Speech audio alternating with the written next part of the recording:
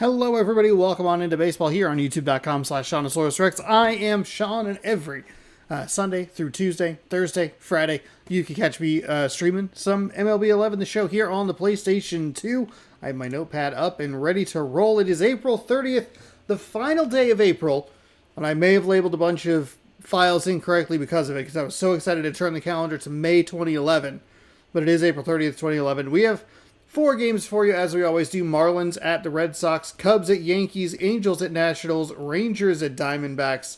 Let's jump in with today's games by starting in the schedule. We do have to sim today here to get to the next day's games, because I forgot to do that yesterday, but we'll take a look at the Marlins and the Red Sox. First game up, as we take a look at those AL West standings. The Mariners up 3 games after their walk-off win in yesterday's action.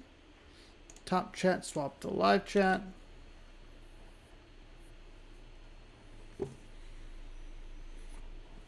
And here we go. Welcome on in. Happy Monday to all of you celebrating out there.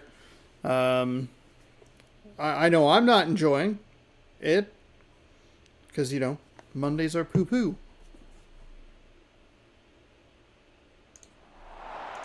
Welcome on into Fenway Park as we get things underway. Florida. The Marlins are 14-11, taking on the Boston Red Sox, who are 11-14. AL East versus NL East.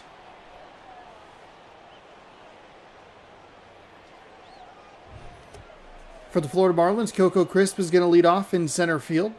From center field, Todd Helton, the DH, Alex Rodriguez at third, Pat Burrell in left, Garrett Jones in right, Paul Konerko at first, Orlando Cabrera at shortstop, Jesus Flores and Danny Espinosa at second. It's hard to get this headphone to have the correct volume.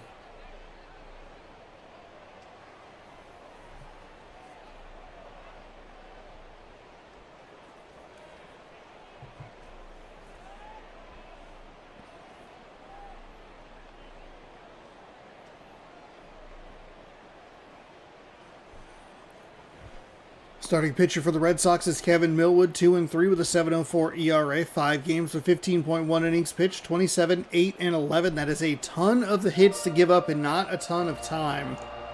So, going to be interesting to see how this game progresses. 27 hits over 15 innings. You throw in the 8 walks, that's 35? Yeah, 35 total kind of just base runners. I mentioned earlier, I think the one extra stat that we would need would be like double plays. How many extra base runners has he been able to erase? The righty winds and fires. That was on the outside for a ball. Back at it again today, and we'll be back at it again tomorrow. Not sure what the plan is going to be for Wednesday. I think I might walk away from that mini season, but that's fine. The righty fires outside again. 2-0. So you might get something, you might get nothing. I can't imagine it's a lot of fun to watch someone not have fun. Not a great start here for this Red Sox pitcher as he has fired 3 straight balls. Good patience by the Florida Marlins hitter Coco Crisp. And that one's inside, so that'll put Crisp on first, a 4-pitch walk. Sometimes that gets a little... the strike zone gets a little bit wider on a 3-0 count, but just missed by too much. See what Todd Helton can do here. I feel like when we watch the Red Sox, they don't typically perform very well. They'll put Crisp in motion. He will be out by a large margin, and what we saw yesterday continues into today. Erasing some of those extra runners with bad sends on the steal.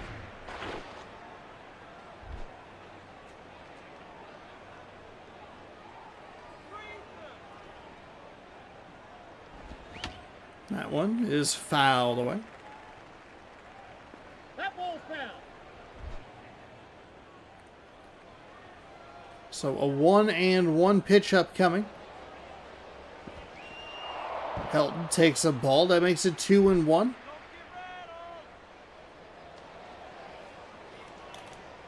One gone here in the bottom, or top, excuse me, of the first. A little surprised that was called a strike. That does even things up at 2-2.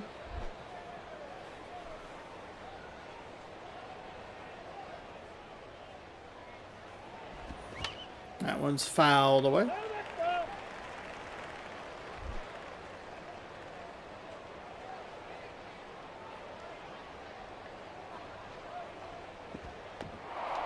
Helton with another nice take. That pitch is in the dirt. That fills up the count. 3-2 to Helton. A-Rod on deck. A little surprised that they sent Coco Crisp, but I'm kind of surprised at times at how bad the base steal attempts are. That one is ripped up the first base line and foul, so we'll see another payoff pitch. Long at bat from Helton. He'll spoil that one foul as well, so we'll do it again.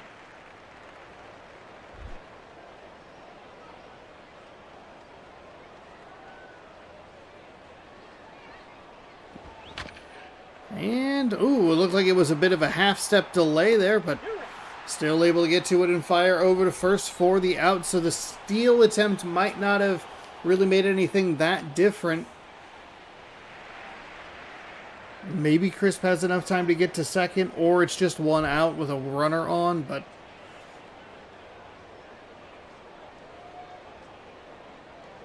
we'll never know. A-Rod takes a ball low. 1-0.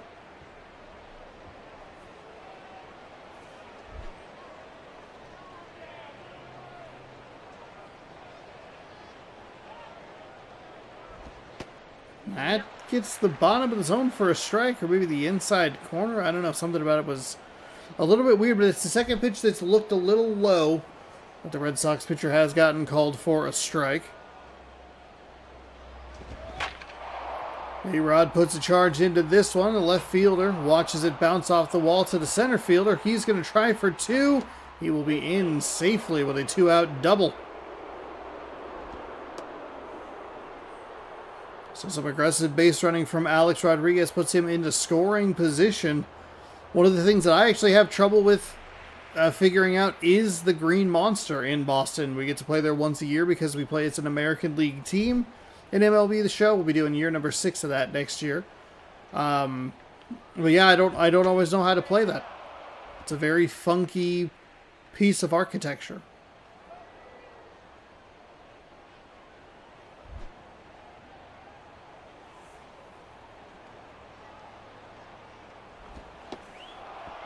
Pitcher falls behind this batter, 2-0.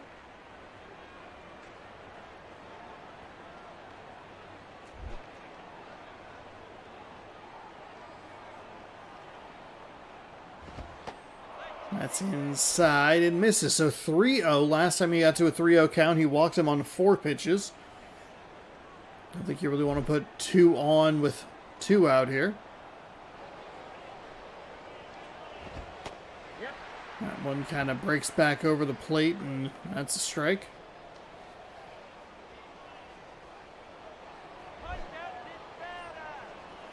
Now 3-1 as the pitcher nods, readies, and fires.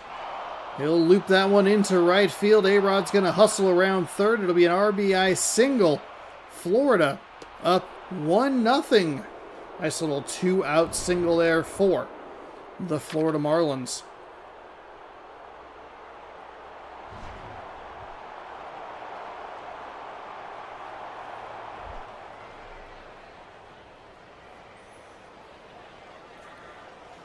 And Garrett Jones with that 343 average is going to step into the box and look to keep this inning alive.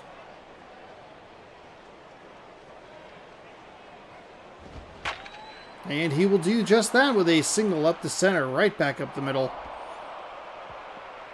The Red Sox just cannot get that one last out that they need.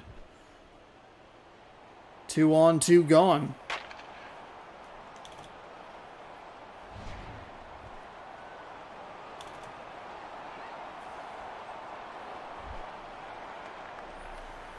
Paul Konerko.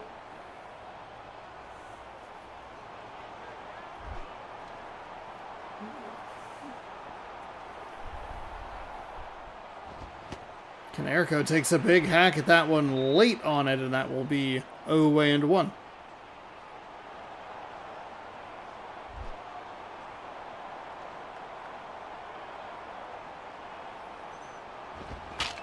Canerco, broken bat flare over the first base side.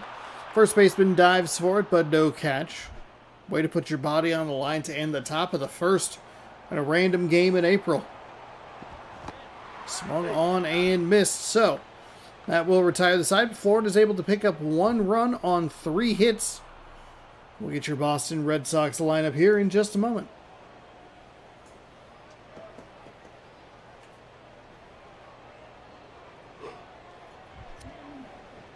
Christian Liu will lead things off. He is the center fielder. Justin Smoke is at first base. Jason Hayward in right. Carlos Lee in left. Adrian Beltre at third. Jorge Cantu is the designated hitter. Blake DeWitt is at second. Benji Molina is your catcher. And Jason Bartlett, the shortstop.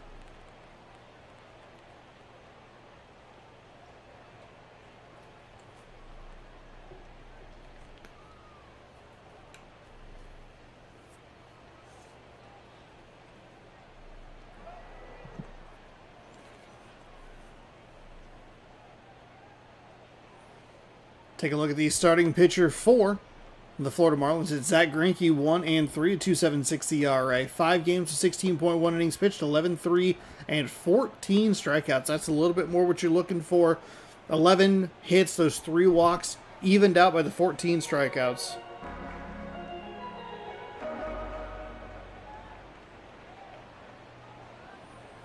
Defensive lineup for the Florida Marlins.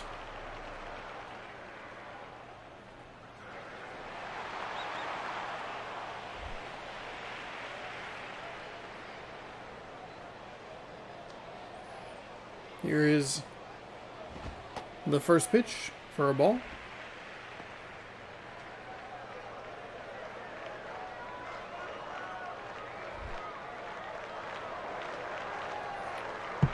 One and 0 for Zach Greinke. Big swing and a miss from Liu, and that will even things up, 1-1.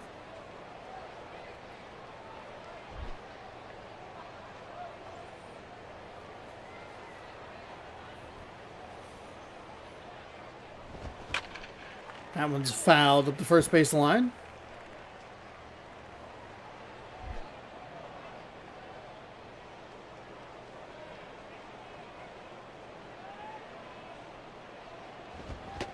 And a swing and a miss. So Liu set down on strikes. That'll be out number 1 for the Boston Red Sox. Think about what the Florida Marlins maybe could have had. That is a nice pitch on the outside. Very early on the 2-seam fastball at 94 miles an hour. But you do think about what the Florida Marlins could have had in that top of the first inning.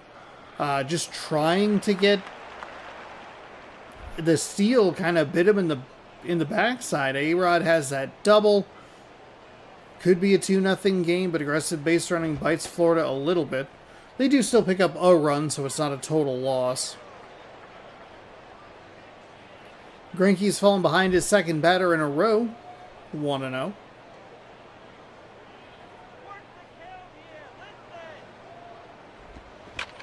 That is a nice piece of hitting. The second baseman dives, but no chance at it. Smoke picks up a single into right field. That'll bring up Jason Hayward. A home run he's knocked into. 2 stolen bases for him. Good for him.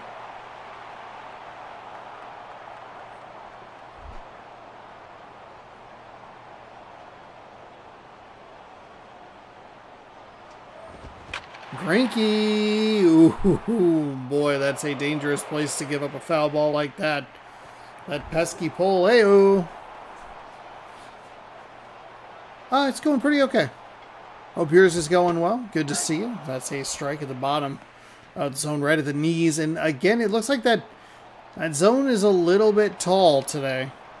That's the third one where you kind of tilt your head. You guys, that was a strike? The third one, we were 1 out into the bottom of the first. Hayward fouls that one off.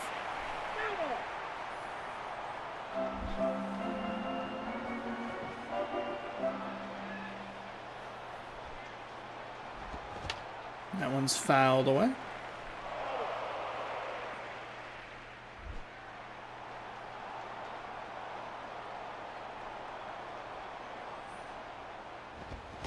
Ooh, a big swing and a miss from Hayward as he strikes out. So a couple of strikeouts here for Greinke early. That'll bring in Carlos Lee, the right-handed hitter. 1 home run, 6 RBI. Smoke had the single into right field. And I put him on first, because that's what a single does, as I'm sure you know. Ooh, some dangerous pitch in there from Greinke. We saw that from the Athletics pitcher yesterday, where they were just leaving some... I think it was the Athletics pitcher and kind of the Mariners pitcher as well. Just like, we're throwing curveballs and they're not quite getting where you think they're going to get to. That one stays inside.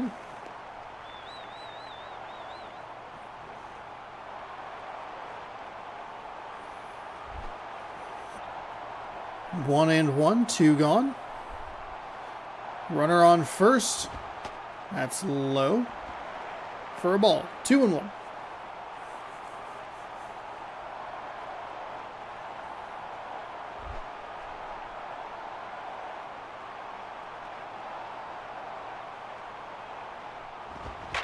That is crushed out toward the Green Monster.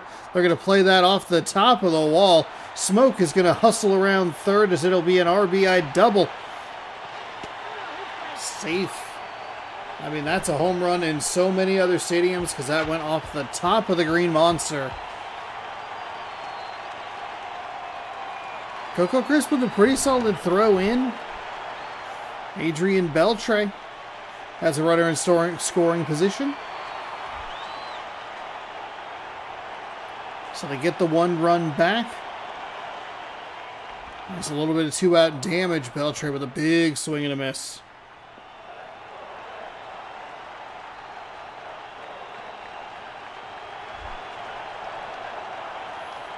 Oh and 1. That pitch is inside.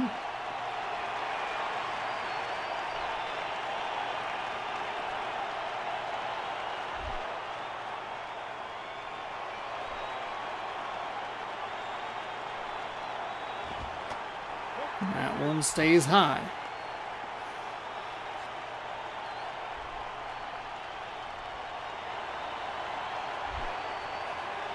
Two balls, 1 strike with a runner on second. 2 gone. Boston fights back and gets the 1 run.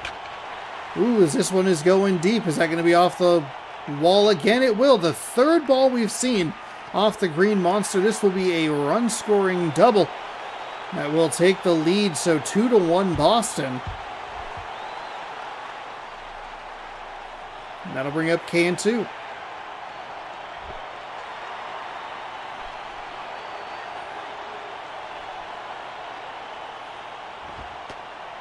That pitch misses low. 1-0.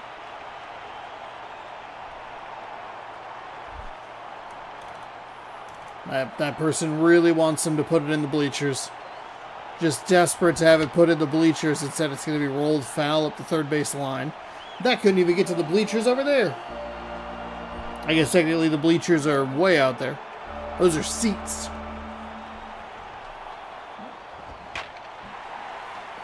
That one's hit well, but way foul.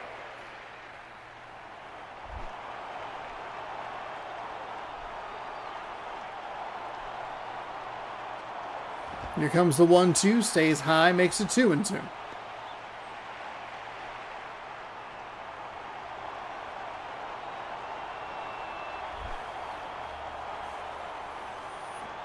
Two balls, 2 strikes, a runner on second. 2-1 lead but for Boston. That one sails outside, fills up the count.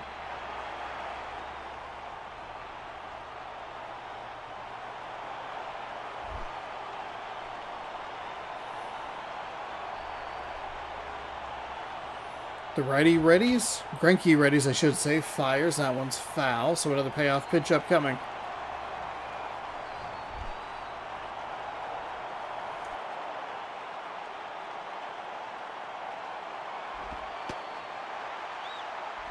And he walks him with a pitch inside.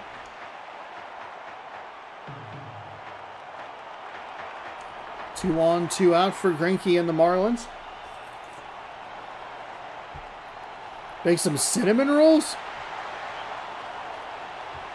Feel free to send me one. I would love a cinnamon roll. I bet the house smells incredible. I live on 420 East 69th Street. The cinnamon rolls are great, and I'm just a little jealous. Ah! I punched my table. Gosh darn it! That's rolled over to the shortstop and fires over to first for the out. But the Red Sox, they strike for two on 3 hits. Cabrera, Flores, and Espinosa coming up for the Marlins. Nice job by Boston to strike back and take the lead. And we're through 1. Orlando Cabrera. I think I could buy that MLB hat. I want to be that Rob Lowe photo. It's just the NFL logo. That misses low. Ah, dang. I'll go bug him. I'll go find it. Don't worry about it.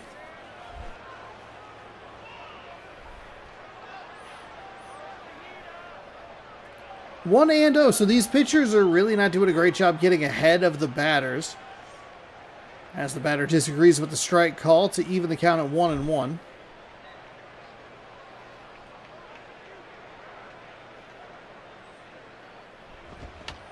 And fouls that one away.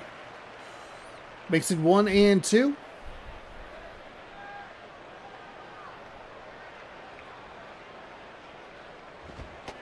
That stays low.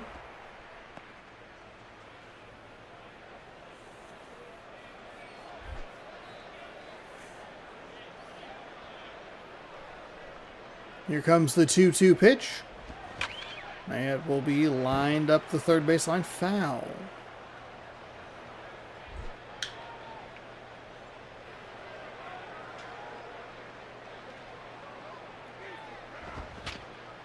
And that's lined up the first base side. Foul.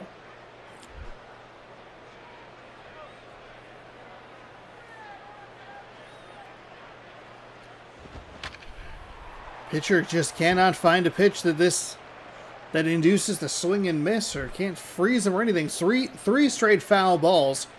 Count still 2-2.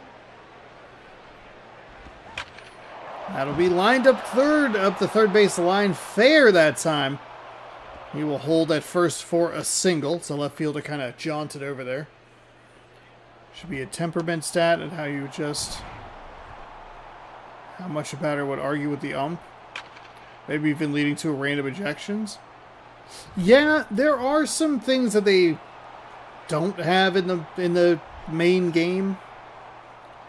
Or the current game is what I was trying to say, not main game, current game.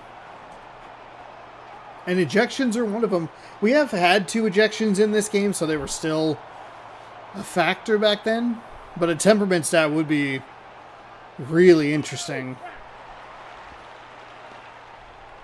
Because you could apply that to every sports game.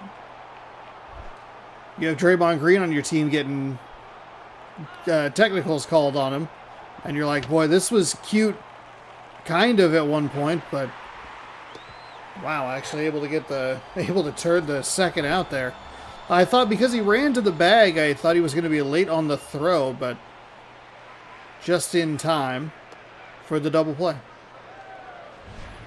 Yeah, technicals in basketball or ejections in baseball, unsportsmanlike conduct penalties in college or pro football that could lead to disqualifications would be an interesting wrinkle.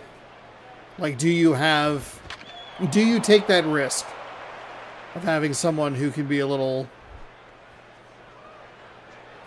The ejections are pitchers hitting batters. I want to see a batter get in the face of an ump. Yeah. That stays high.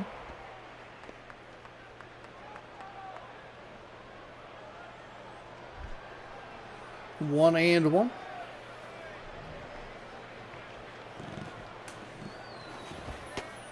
And that stays high to make it 2-1. 3-1, 2-1. 2-1. Couple out.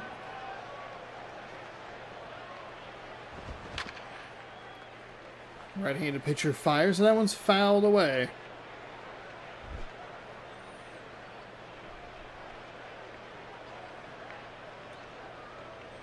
Here comes the 2-2. That one misses, so we will have a full count. Payoff pitch upcoming.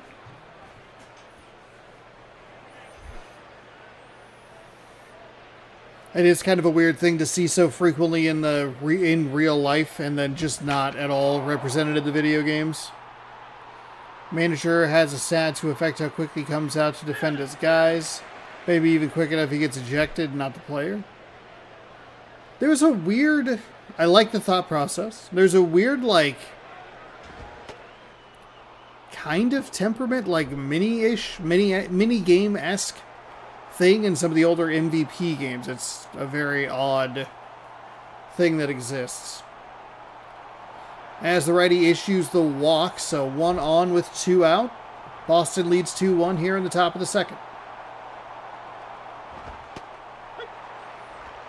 Would you have to then put a temperament or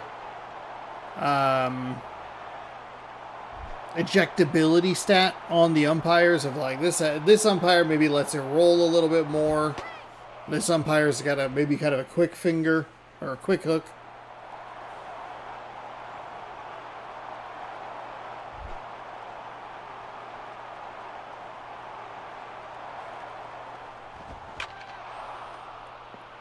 It's an interesting level to add as they'll move station to station on the single up the middle.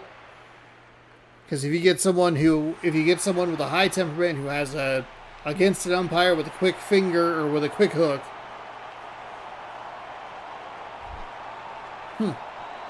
then you're just down that player for a game. That pitch misses low.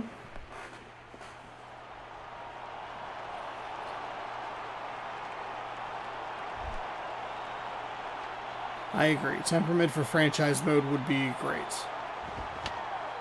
Especially, as a person who really, that's all I do is play franchise mode. MLB The Show 25 was the only time I ever, got into any of the Diamond Dynasty stuff.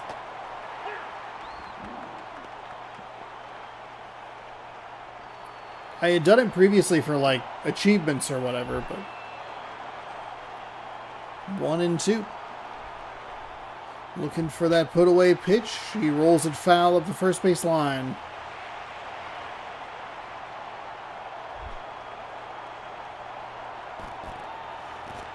Two runners on here for Florida with 2 outs. That is hit foul. Could have been a dangerous pitch, but would have tied the game.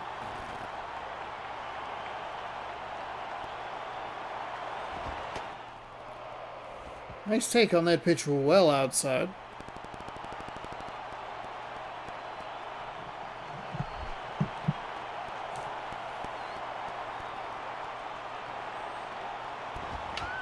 And that one is foul. Takes a look, but it's off the roof of the dugout. Welcome in, everybody.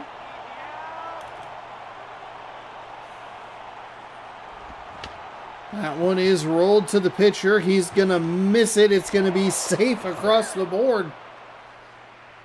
Pitcher took a bad angle. There was no one there to back him up, so we have the bases packed. With 2 gone at the top of the second, that probably should have been out number 3, and this is where this game gets a little bit funky. Going to bring in Alex Rodriguez, batting over 400 on the season. I do a lot of the single-player Diamond Dynasty stuff. I did really enjoy the Diamond Quest. PvP is a big, no thank you.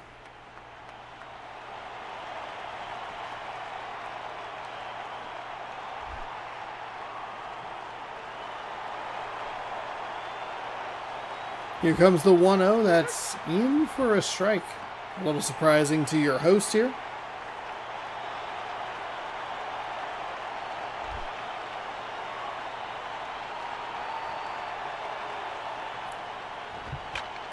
That is foul. Yeah, this is about the worst spot you could be in, huh? That one is rolled over to the second baseman. He'll fire over to first and maintain the lead as out number 3 is recorded. Florida has 6 hits but just 1 run. Boston leads 2-1, looking for a little insurance. Molina, Barrett, and Lou coming up in the home half of the second.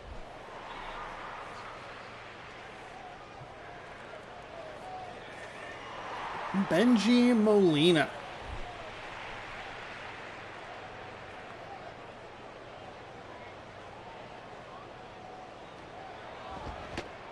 Benji thinks about it, but that part of the zone has been a little generous to the pitchers. So Greinke gets ahead 0-1.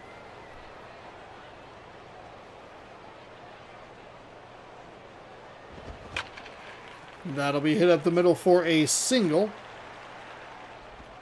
That is how this bottom half of the second will get started.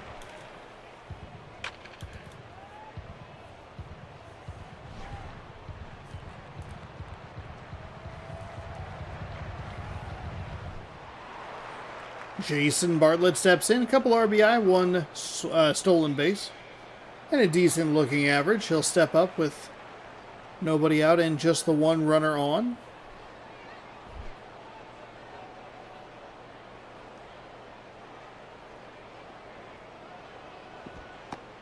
That misses low.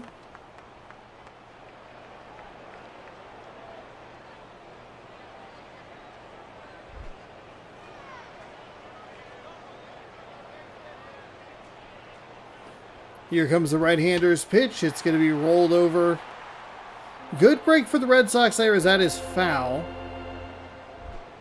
Otherwise, potential for a pretty easy or routine double play. That will be rolled over. Splits the gap into left field. That advances the runner to second and 2 on with nobody out.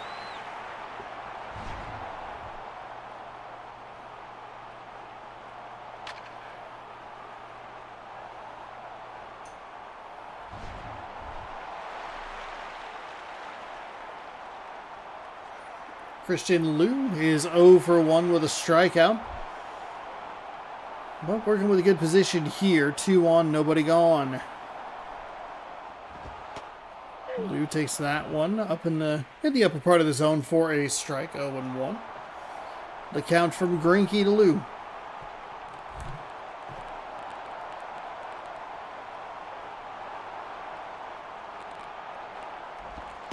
Greinke fires that one outside and it misses. All even at 1.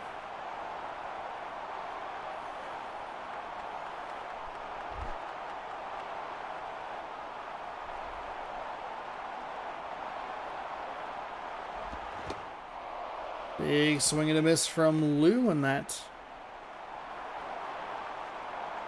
makes it, what is it, 2-2, 1-2? 1-2. So Liu, who already has a strikeout in this one, on the verge of another strikeout, that just misses inside.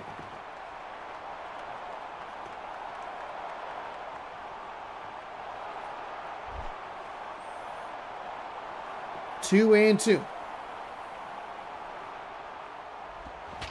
That is rolled over foul.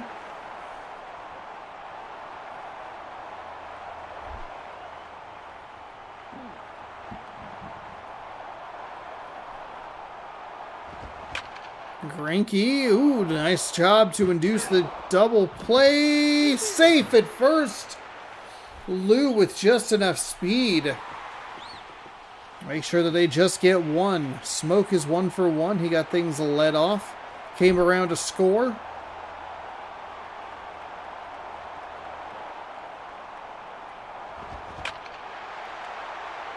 Puts a big charge into that one, but well foul as the ball finally comes back into frame. Up into the second deck.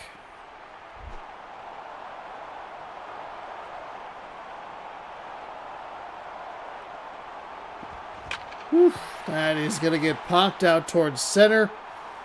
Liu doing a nice job on that previous swing as the throw from center is into the pitcher. He does not relay at home.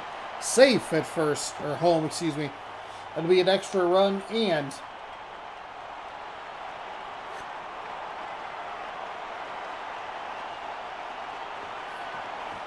I mean, Lou keeps that inning alive.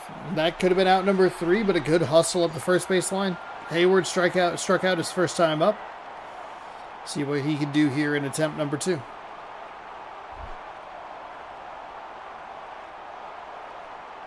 Boston picks up an insurance run. He'll roll over this one towards first. He'll fire. The out is in time, and that will retire the side. So, Boston picks up a couple extra hits, scores 1 run. Burrell, Jones, and Konerko going to be the last chance for the Marlins heading to the top of the 3rd.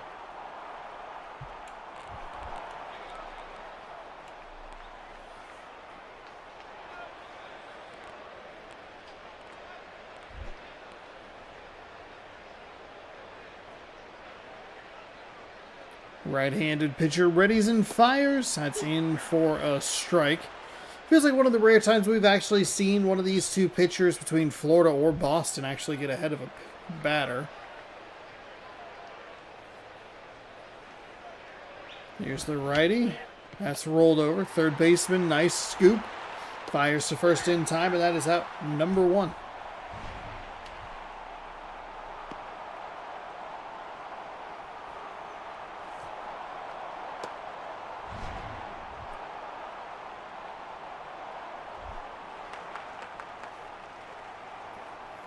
Garrett Jones, 1 for 1 with a single today.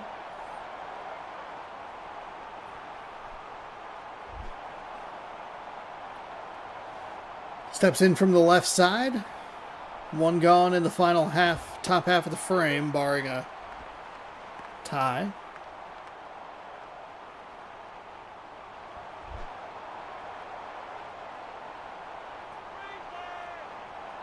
Here comes the 0-1. That one's fouled away.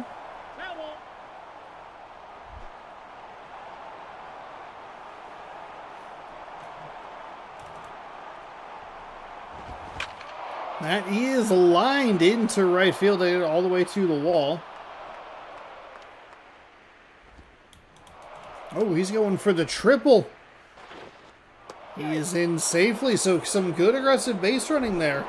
Puts a runner in scoring position. Konerko can knock him in. He can tie the game with a home run. He can knock him in to get them just 1 run closer. Righty versus righty. The pitch is in for a strike right at the knees. Maybe covered a little more of the plate than he wanted to, but a good job getting that pitch down and keeping it down in the bottom of the zone.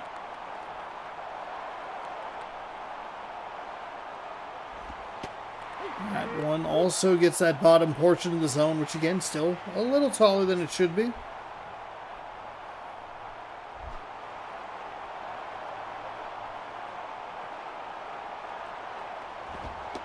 Ooh, and he gets the call again right at the bottom of the zone. I don't think Konerko's happy with that at all. But he will get rung up on strikes. That'll be out number 2, and the Marlins, just like that, down to their final out, Orlando Cabrera.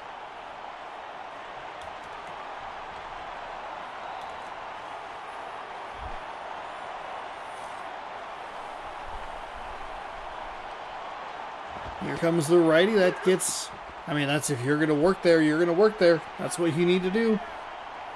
Just nail that bottom of the zone over and over and over again until that umpire doesn't call it.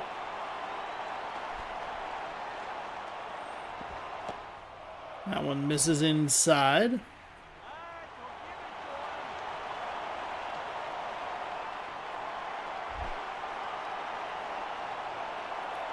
One and one, 2 out. Righty winds and fires. That was inside for ball 2.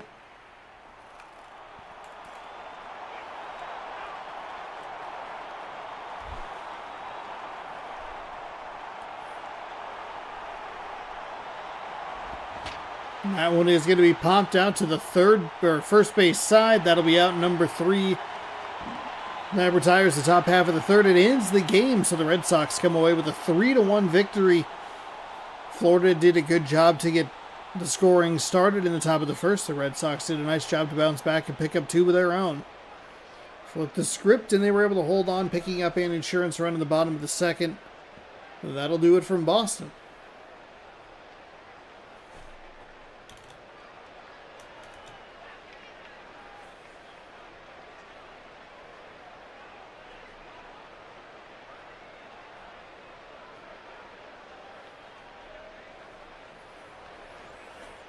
There's a lot of outro cinematics. Player of the game is Carlos Lee, 1 for 1 with a double. He knocked in a run. Kevin Millwood gets the win, improves to 3-3. Zach Greinke gets the loss. He drops to 1-4. No home runs on the day. There's a look at the Florida Marlins stats while I pull up something that I realized I goofed up.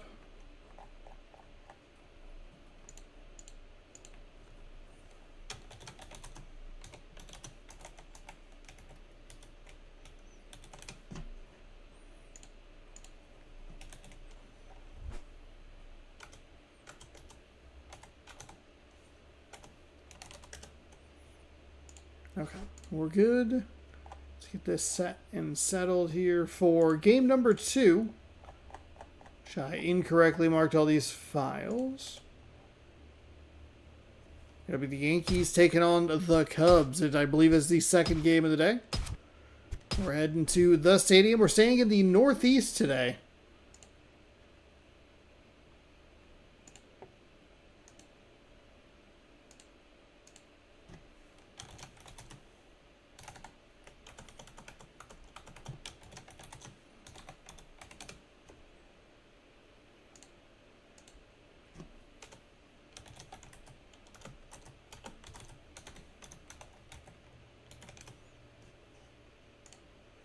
Oh, shoot. I thought it was loading. My bad. My bad. I also hope I'm not playing the game. Darn it. They're sitting there while I'm trying to fix a...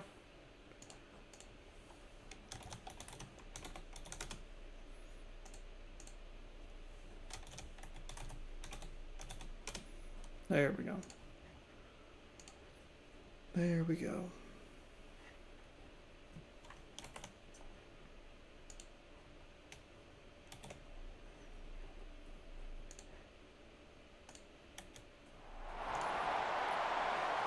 Mets signed Devin Williams. Whoa. 12-13 Cubs taking on the 16-8 New York Yankees. The Yankees have been a little bit of a under the radar 16-8 team. That AL East was jumbled up for quite a while, so it was difficult to tell who was going to be like really good versus really bad. But New York has taken that mantle to the tune of a 16-8 record through their first 24. Michael Bourne is the center fielder. He will lead off for the Chicago Cubs. Martin Prado is in left. Troy Tulowitzki at shortstop. J.D. Drew in right. Josh Tole is the catcher. Derek Barton is at first. Argenius Diaz, designated hitter. Alberto Calespo, third base. Ricky Weeks at second. Three-year, $45 million deal. Darn.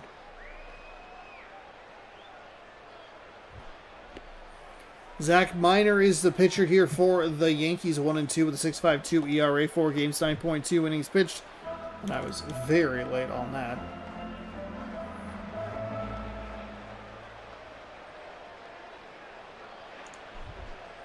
$16, 5, and 6 hits, walks, and strikeouts.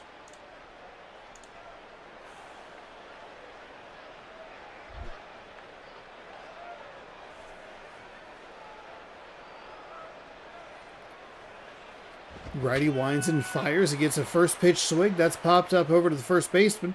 And that is a very quick out, number 1.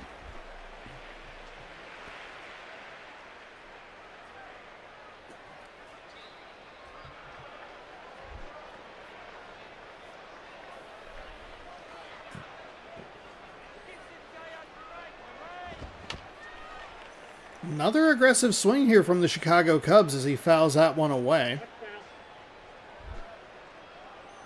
0-1. 2 pitches, 2 swings. That one is a good take on the outside.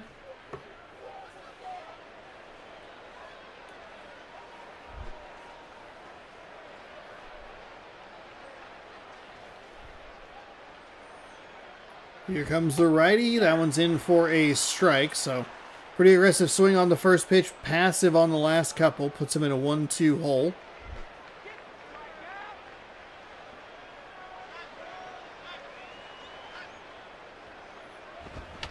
That will be looped into left center field. He is going to stop at first base. Shortstop did not have a play, and it rolls out into the field. So, 2 pieces of contact, 1 for an out, 1 for a hit. The Cubs look like they're trying to get in business early. Troy Tulowitzki will step in. 400 average on the season. 3 home runs, 9 RBI. Does have 1 stolen base. Ooh, that is a really good take. That absolutely would have fooled me.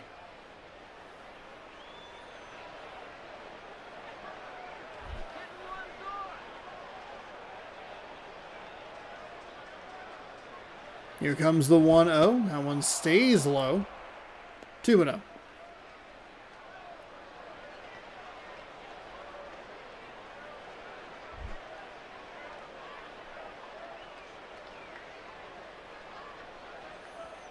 Here's the 2-0 count. He's going to foul that one off first base side. Okay, didn't even see that ball come down. That was a funky one. Thankfully, the umpire was there to tell us. That's a foul ball. That ball is foul. This one will be looped or lined or popped out to center field. Flied out. Looped, line, popped, flied.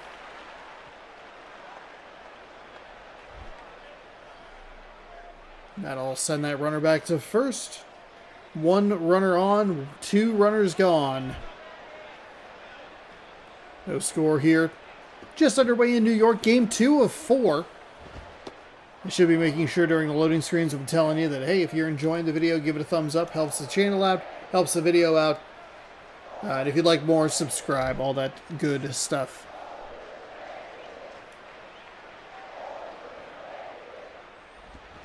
Ooh, big swing. That pitch looked pretty nasty. It looked like it was kind of going right down the middle and then just dove off to the side. Or at least that's what it looked like from my tired 4 eyes.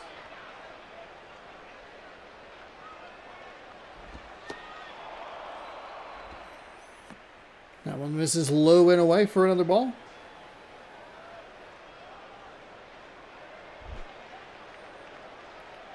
So far, not the cleanest innings for any of the pitchers that we've seen today. He will punch that one into right field. We'll see how aggressive they want to send him. He is around second. They will hold him at third, so it'll be a 2-out double. Chicago does not get too aggressive. I think that was a really quick exiting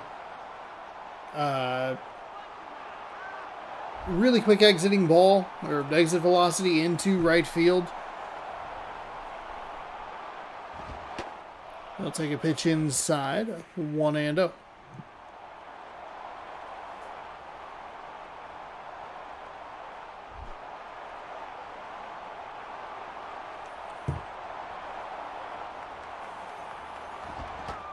Thought about swinging, able to hold it back.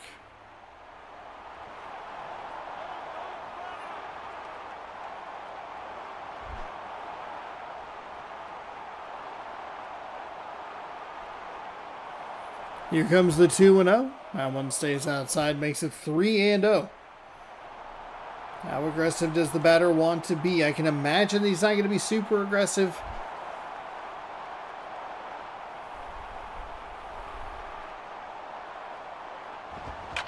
And that will do it. Well, yeah, on the warning track, right at the cut of the glass, that will retire the side. The Cubs threaten, but can't push anything across. Ouch, my knee. No score heading to the bottom of the first, which will be led by Scott Pasetnik, the designated hitter. Brandon Phillips is at second. Prince Fielder at first. Jason Bay in left. Marlon Byrd in center. Casey Blake is at third. Miguel Tejada, your shortstop. Cody Ross in right field. And Giovanni Soto is your catcher. Must be, actually no, because I think the last time we saw New York, they had a lot of right-handers in the lineup, but it was still a righty pitcher. I was going to say it must be a left-handed. Must be a left-handed starter, but we'll see what the Yankees want to do here. It is actually a left-handed starter. It's Doug Davis, 1-4, 3.38 ERA, 5 games, 13.1 innings pitched, 13, 3, and 10. Hits, walks, errors.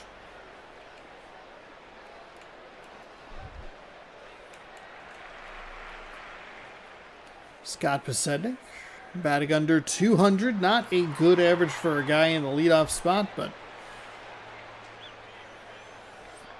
yeah, especially with a lefty pitcher, do you kind of just look at this as, hey, you're going to eat this at bat? Actually, put a pretty good charge into that one, though. It's foul into the second deck.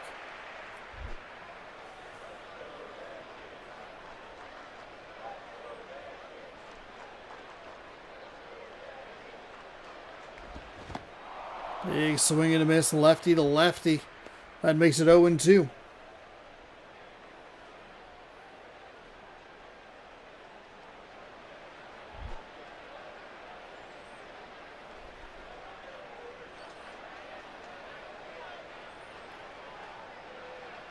Lefty winds and fires. That one's fouled away.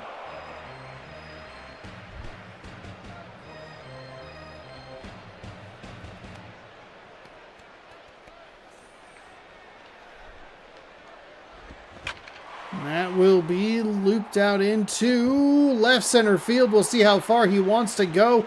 All the way to the wall. He's rounding second. Should be into third easily. He will be in with a stand-up triple. So the Yankees in business very quickly, more in business than the Chicago Cubs were. All right, we gotta wake these eyes up. Come on, eyes.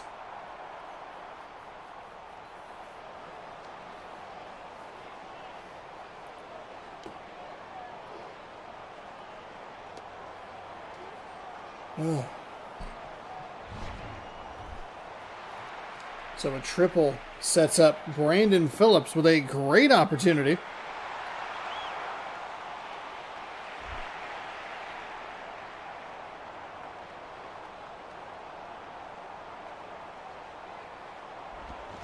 That is a swing and a miss for strike one. I have not heard of that.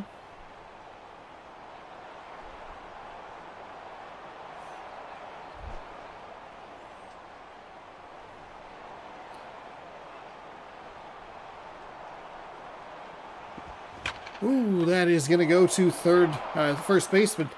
I like that the Yankees sent the runner back. We saw a couple of funky runs that were lost. I forget exactly which game it was. It was one yesterday where they tried to send him down to home and then initiate the contact, but the catcher managed to spin and get the tag or whatever. We'll bring up Prince Fielder. This is not going to be nearly deep enough. You're looking for him to punch that well into the outfield, but instead it's not great out. That is a triple. And then 2 outs.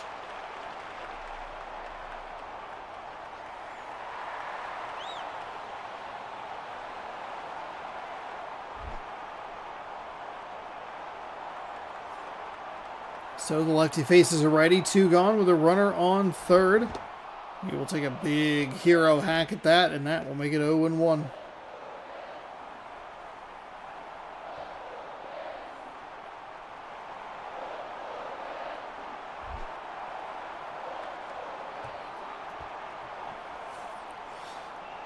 Here comes the 0-1. That one stays outside to make it 1-1.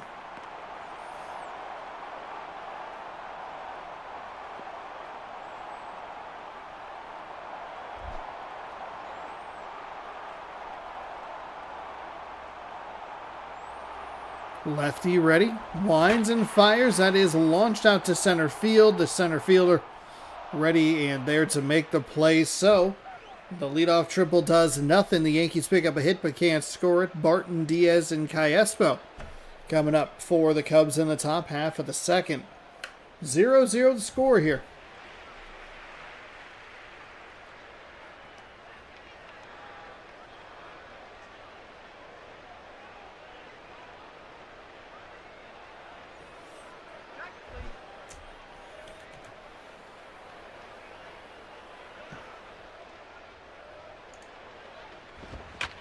That is hit out to left field, but the left fielder in position. Quickly one gone.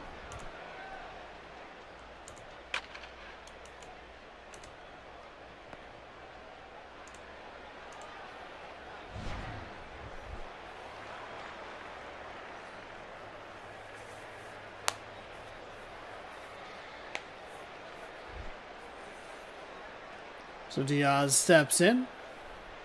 Chicago's first batters or leadoff batters in each of these innings have been very aggressive with their swings.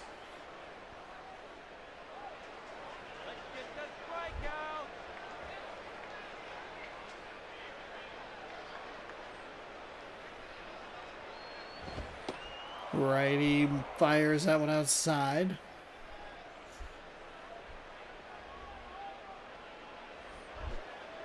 One and one with one gone.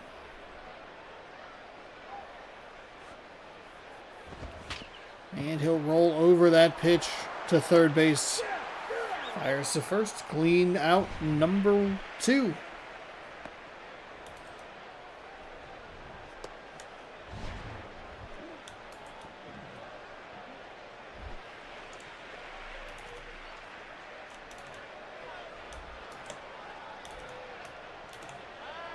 There's Espo,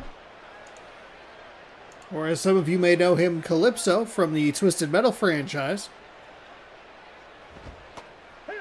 That's a strike at the bottom of the zone.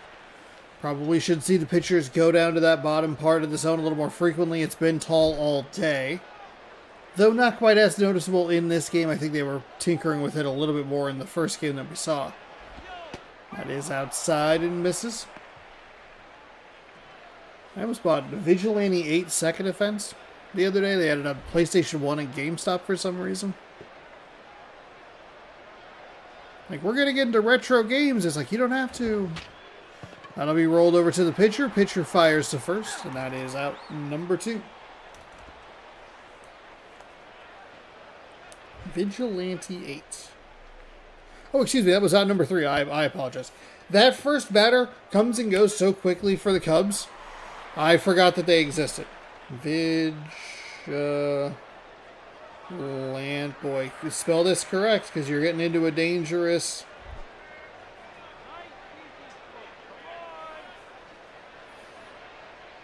You misspell vigilante and all of a sudden you're typing VAG and you're like, oh boy. That is a single into center field for the Yankees, so they get off to a fast start. 1999 vehicular combat shooter, 8.6 out of 10 by IGN.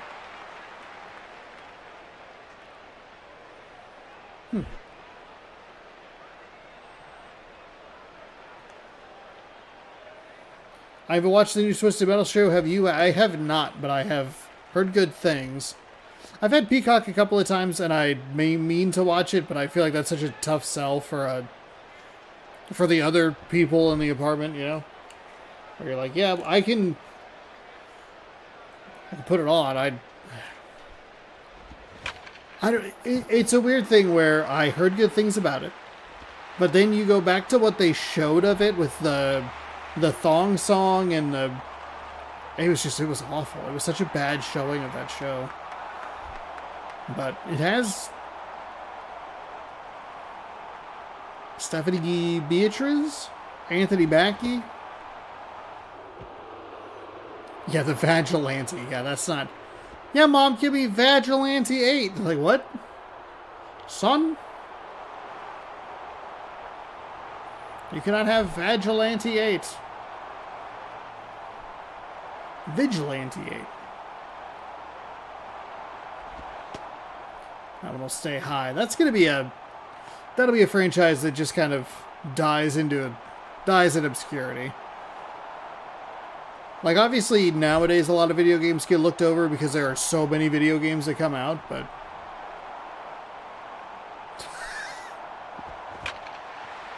oh my god.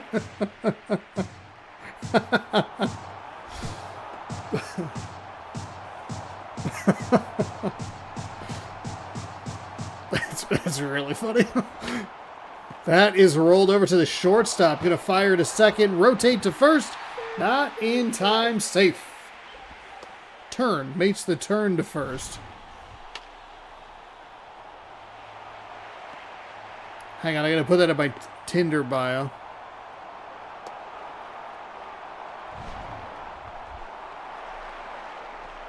Cody Ross. Opportunity to flip this game. I mean, this is where you want to score if you're the Yankees, bottom of the second. That pitch misses low.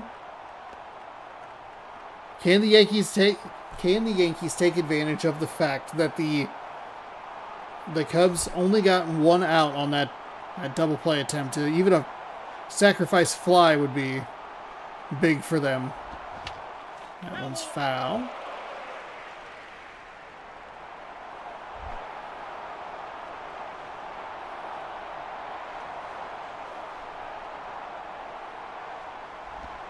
That misses low.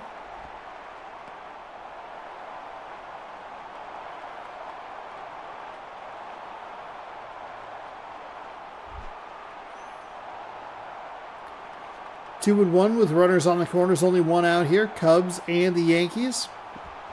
Ooh, and that is launched out to right field. That is going. It is gone into the corner.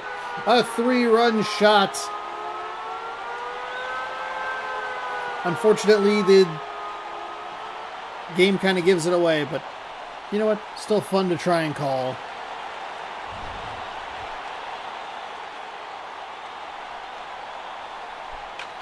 That just did not sink where it needed to sink, and it just did. Tucked into that corner to bring in Giovanni Soto. 333 average on the season. One gone here in the bottom of the second. Big lead now for the Yankees following the big swing.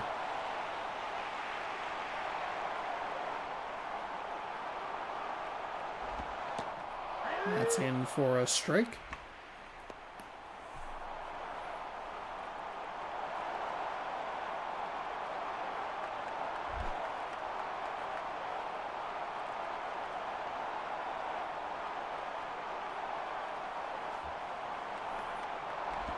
That misses outside.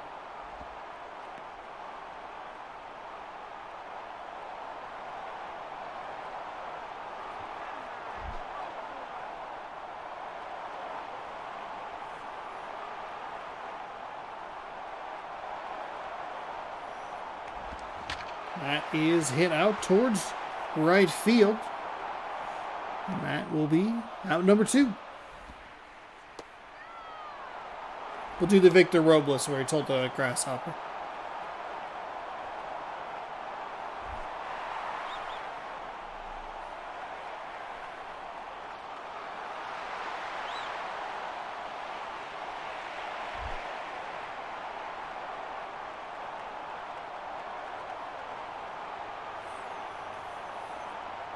So here's the lefty-lefty matchup. A couple of gone, 2 outs split.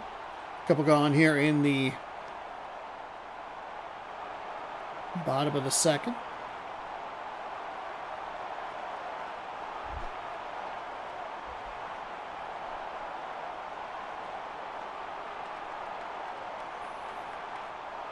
One and 0. That misses low and outside. 2-0.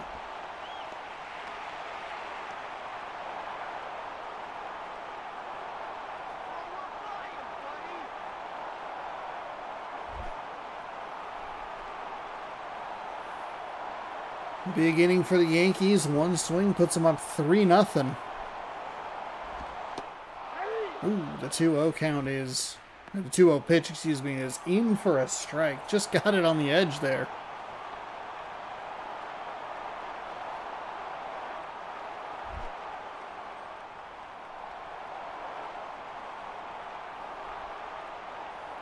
Here comes the 2-1. That is rolled over to first base. Picks it up and steps on the bag in time for the out. That will do it. The Yankees score 3 weeks. Bourne and Prado. Your last chance, or Chicago's last chance here in the top of the third. We saw a wild one yesterday.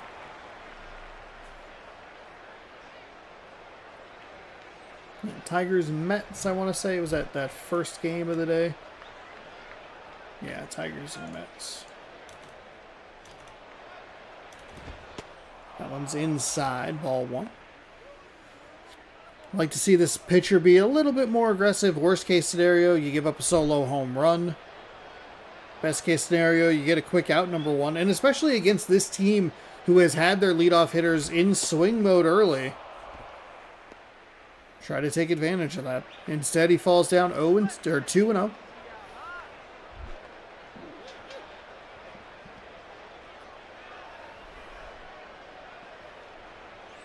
Righty winds and fires. That one's in for a strike.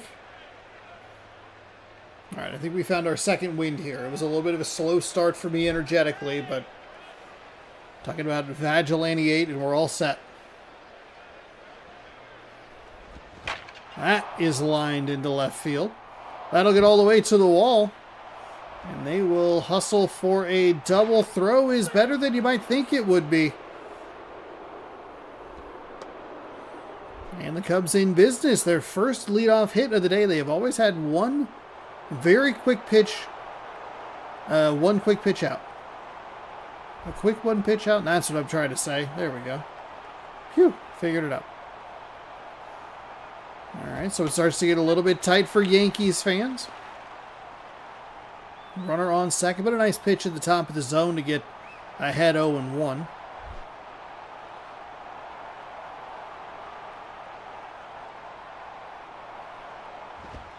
That one stays high. Just noticed Gran Turismo. Yeah, I did have fun. I just started it.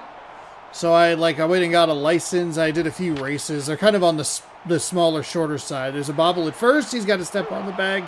Does get the out, though. The runner does advance to third.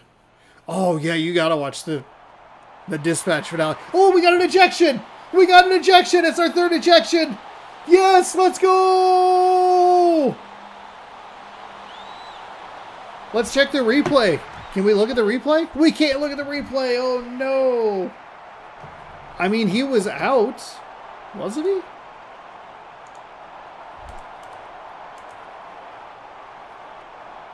I mean, ooh. It's a funky angle. It's a little tricky to see, especially with the footwork of the first baseman. It should have been an out, no problem. Huh. Really weird. Yeah, you gotta check out the finale of Dispatch. That game was awesome. He was way out. Yeah. The only thing is the footwork is funky with the first baseman. That's all. Where he has a weird thing, but whatever. Yeah, I am not the biggest car guy, not the biggest simulation racing guy, but I do have kind of a soft spot for Gran Turismo. And I enjoyed my time with it. I got my B license. Move on the stream and looked. He was out by quite a bit. Okay.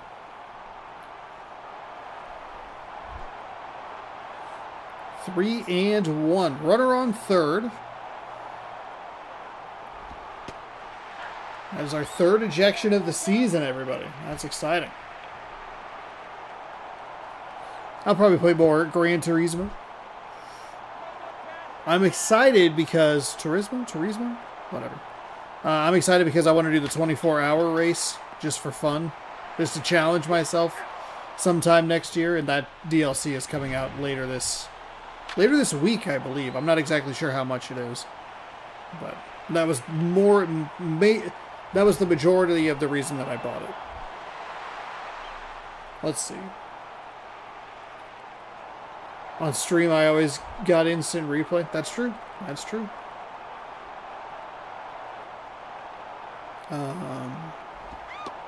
Let's see. Can we look up that DLC?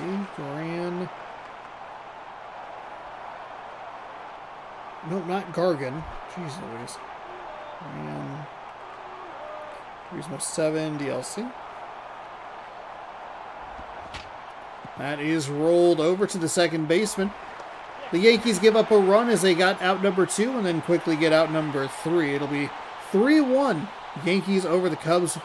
We see the 3-run home run in the bottom of the second to swing things in favor of the Yankees. An ejection in the top of the third. The Cubs at least make it kind of interesting, but... let's see. Not a whole lot going on there. Cody Ross, unsurprisingly, your player of the game, being that he was 1-for-1 with a 3-run blast. Zach Binder picks up the win to improve to 2-2. Doug Davis falls to 1-5, and only Ross's second home run of the season, but a good time to pick one up. Biggest Gran Turismo 7 overhaul yet in this week's Spec 3 update, Power Pack DLC. It's out on Thursday. First paid for monthly patches. The free Spec 3 update. Oh, a new opening movie. I just got to see the old opening movie. View today's games. We've only looked at the first 2 games, and we're going to be checking out this Angels-Nationals game, so get caught up on scores here in just a moment, or after this game. While we're loaded in, if you haven't liked the video, please consider giving it a thumbs up. Helps the channel, helps the video, all that good stuff. Thanks for hanging out. I appreciate it. Subscribe if you'd like more. Live 5 nights a week with MLB 11, the show. It's a 82-game season. I feel like I don't explain this very much. 82-game season, 3-inning games. The pitchers are supposed to have 0 stamina, but that broke me, so this is what we have. Welcome on into Washington, D.C. for the Angels and the Nationals. Maybe a series that if I was paying a little more attention to, I might have cut, but we're still pretty early. The Angels are 11-14. The Nationals are 10-17. Nationals are one of the teams that's had one of the more brutal schedules to start the season. Cameron Maben, the center fielder, is going to lead off. Casey McGee, the third baseman, is next up. Adrian Gonzalez over at first. Jim Tomei is the designated hitter. Ryan Ludwig in left. John Buck behind the dish. Ben Zobrist in right. Felipe Lopez at shortstop. Ryan Roberts at second base. Okay, so let's look. So we have a free update. 2 new tracks. 8 new cars. Dunlop tires. Data logger. New opening movie. Level. Collector level cap increased. Ooh, Amerisave. Hello? Another spam call. Ah, just what I wanted. Irvin Santana. 1-3 with a 5.87 ERA. 5 games. He's pitched 15.1 innings. There's no chance I was going to get that. Are you kidding me? Are you out of your friggin' mind? 16 hits, 3 walks, 11 strikeouts. I was only up for like 5 seconds. Improvements to online races. This major expansion will add an additional 50 races to the game, including endurance races that are up to 24 hours long. Okay, cool. That'll be fun to try and train for. AKA sit in my chair and not pee my pants. We are under... Oh, why'd they both wear red? Oh my god. Game, why would you do this? It's red v red. We have not had this problem before. The closest we've had, I think, were red hats.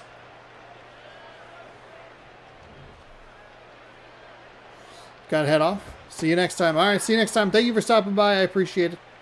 Hanging out. Enjoy your cinnamon rolls. I'm sure they are delicious. I'll go check that other place for them. Why? The red team is going to throw to the other red team. It's a 1-2 pitch. Swung on and missed. So the leadoff hitter for the Angels set down on strikes. That'll bring in Casey McGee. Which I always said as McGeehee, but I'm dumb. And there you go. McGee. Maybe we'll play some more Gran Turismo after this. I wasn't sure I was going to make it through this whole video. I was like real tired. I need some longer races. I need like some cups in GT7. I'm still in the very, like, intro hours of the game.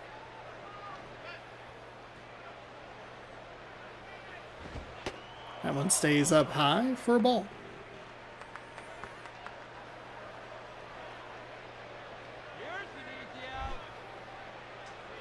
Already into game number 3, which is good news for me. That one is fouled away.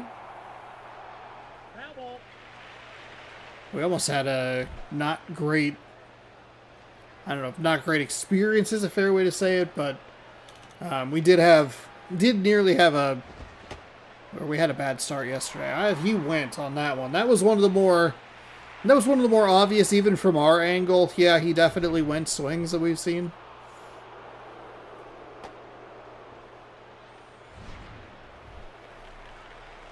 Replay not super helpful in his favor. Adrian Gonzalez steps in with 2 gone here.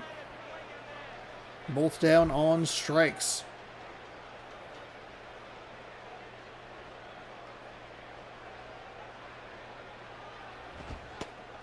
Ooh, boy. That is an interesting call. Strike on the inside corner there. 0-1.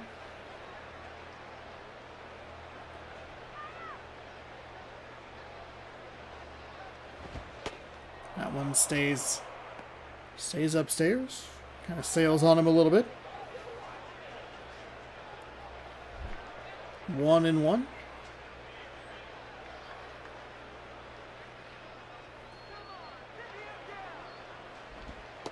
That one misses low.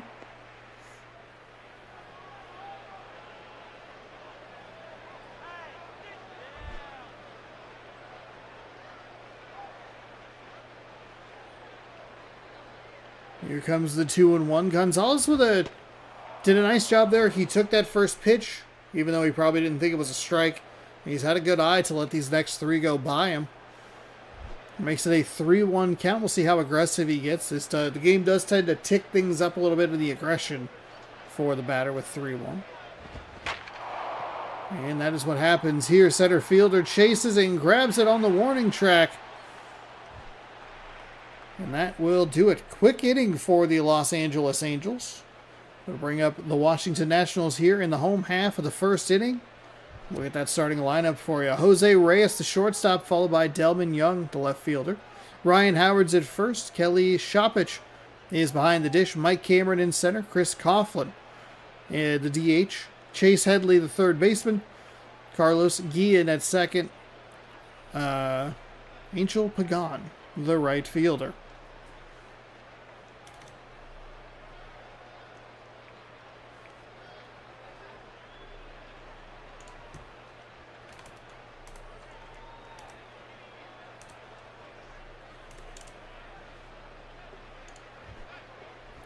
Cliff Lee is 2-3 with a 7.24 ERA. 5 games, 13.2 innings pitched, 15, 5, and 14 strikeouts to go with those 20 total walks and hits, which is good.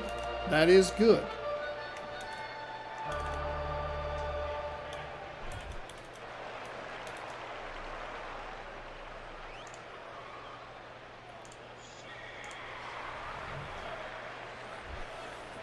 Jose Reyes will get things let off between the 2 red teams. I guess you separate them by white pants versus gray pants. That is foul. Strike 1.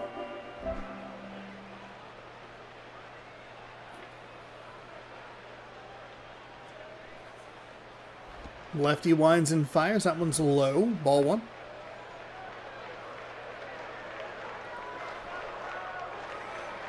One ball, 1 strike.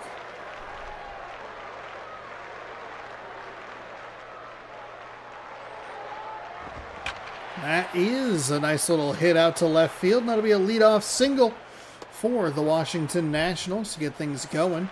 Delman Young, not a good looking average, but does have a home run, and he's driven in a few runs here or there.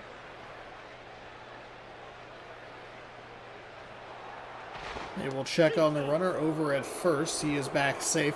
Now it is 3 ejections, 0 pickoffs Still have not seen a runner get picked off this season. They throw over thankfully not as frequently as I was worried they would. But they do throw over pretty frequently, and it's a little surprising to see them just not get anything all season. That one, nice block by the catcher behind the plate. Very easily could have given up that extra 90 feet. Instead, it's just a pitch in the dirt, 2-0. A runner on first. That one is skied out to left field. A fielder with a bead on it. He will make the catch, and back to first the runner goes. Ryan Howard. 326 average, 5 home runs, 13 RBI.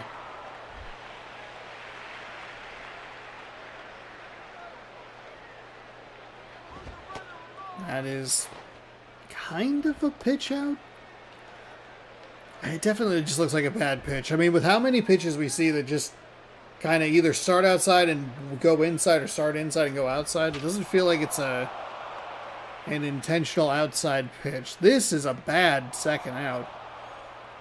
So a decent leadoff single. Unfortunately, not able to advance on a hit out to deep left. Or contact out to deep left because, he was an out. But boy, is that brutal. This one also might be brutal as it's going to hang up in the air just a little too long. He's at the wall. Just kidding, it's a foul ball. Very long strike there.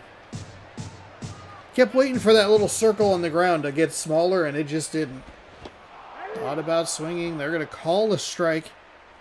We do get the bonus animation of the point over, which gives us the that he went around. But in this game, not sure. Wouldn't have been surprised if it was called a strike regardless, just because of the fact that we've seen that zone be a little tall today. Swings through pitch number 3, and that will set down the Nationals in the bottom of the first.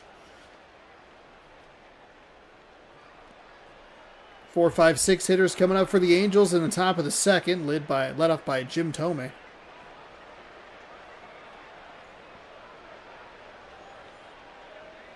Man, a leadoff single couldn't do anything with it.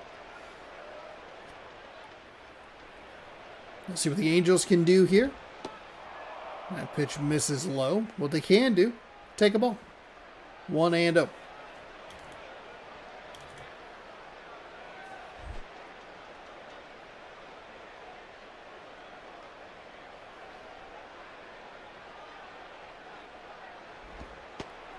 That's in for a strike.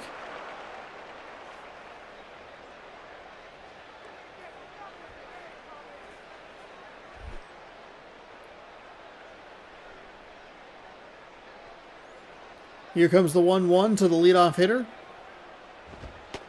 That is a strike down low. Okay.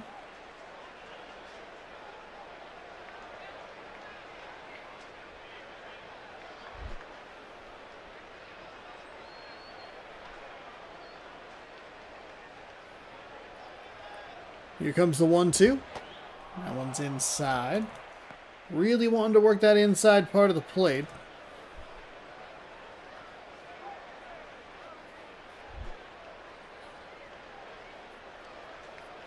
Count is even at 2.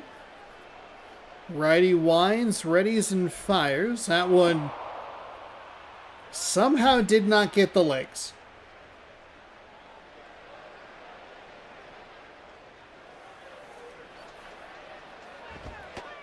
That one sails outside. So, worked the count full. I got so distracted by the fact that he didn't get hit that I forgot it was a full count. So, Ludwig will stand inside the right-handed batter's box. A runner on first, the Angels' first base runner of the game.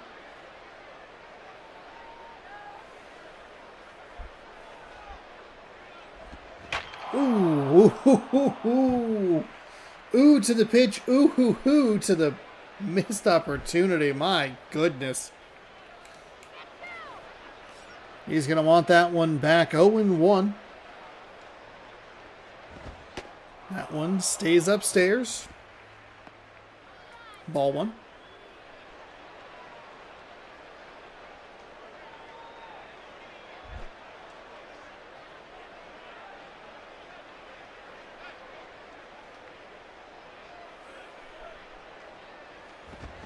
That one got way under it. Skied to shortstop, and that will be out number 1. John Buck, batting .258, has a long ball in the early part of this season.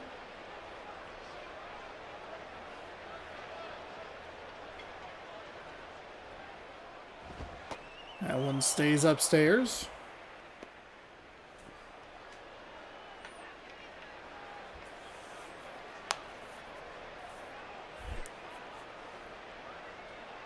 One and oh.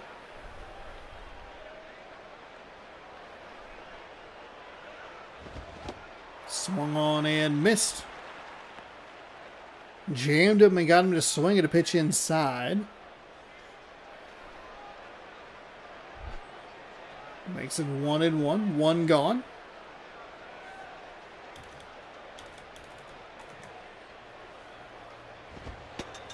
We'll be heading out west. We've been on the East Coast all day today, thanks to the wheel. We were in Boston. We were in New York. Now we're in the nation's capital. We will head to Arizona for Diamondbacks Rangers coming up after this.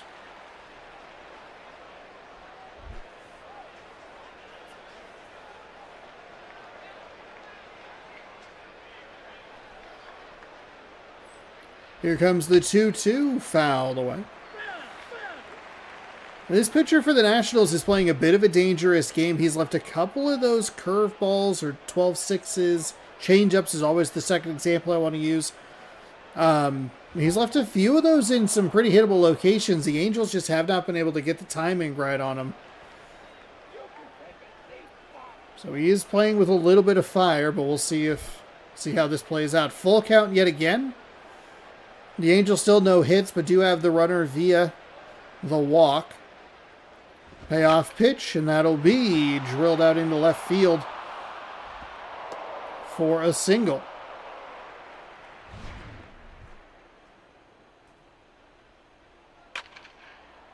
Dove right over the top of that baseball. Not really sure why he hit the dive. Kind of feels like maybe a pitch that, or a ball that you try to just grab off the ground. Instead he's doing a Black Ops dolphin dive. So 2 on with just 1 out. And nice pitch on the outside. Gets the strike. 0-1.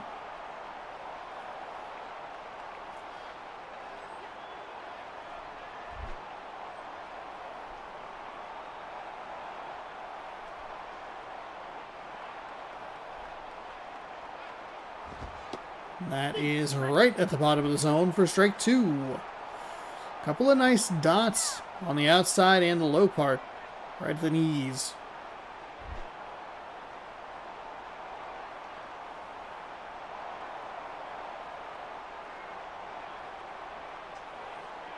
Here comes the 0-2 inside, gets him.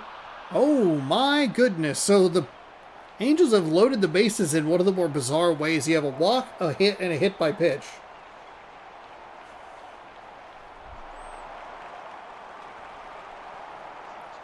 So Felipe Lopez will step in. Opportunity to do some big damage here, potentially. He'll face off against the righty.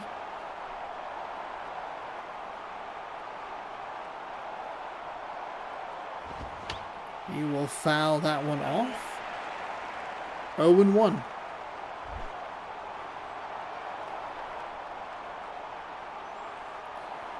Again, you want to throw out that the double play is still in order, but with how inconsistent this game is at executing it,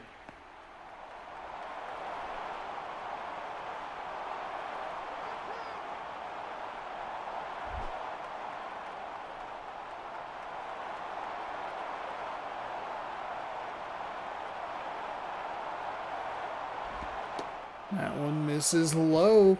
Can't fall behind him here.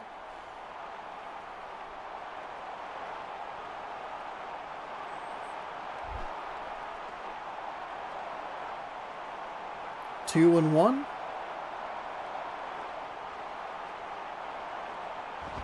That one misses low again. 3-1. Okay. The Nationals can get out of this if he puts a pitch in a decent spot. The computer really likes swinging at the 3-1 count. Does he have what it takes to lay off? He does. It's going to walk in a run. And that is how the Angels will score first. So 2 walks, 1 single, a hit by pitch, and it's a 1-0 lead for the Los Angeles Angels. Ryan Roberts. He went low, tried to adjust the eye level, couldn't get the top bar of the strike zone.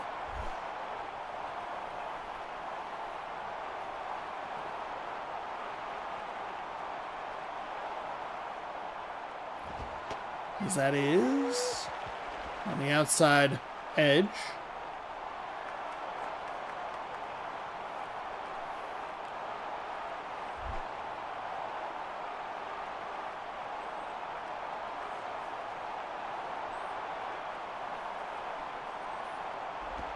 That is outside for a ball. So got a nice dot on the outside part and then tried to get him to chase on a pitch that sailed out or slid out.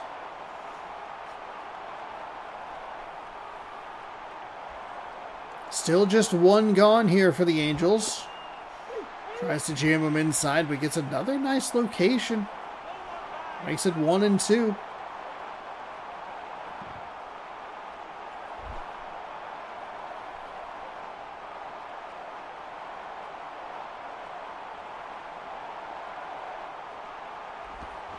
Ooh, a big swing and a miss. Oh my goodness.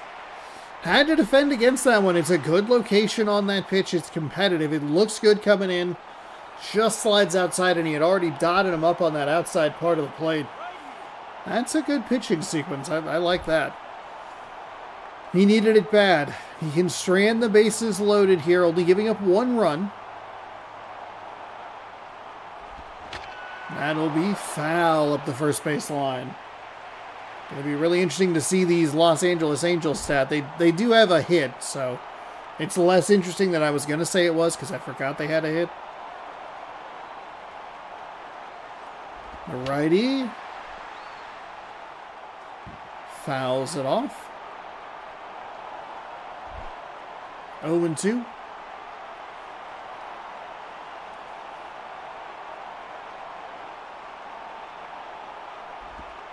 That one misses low.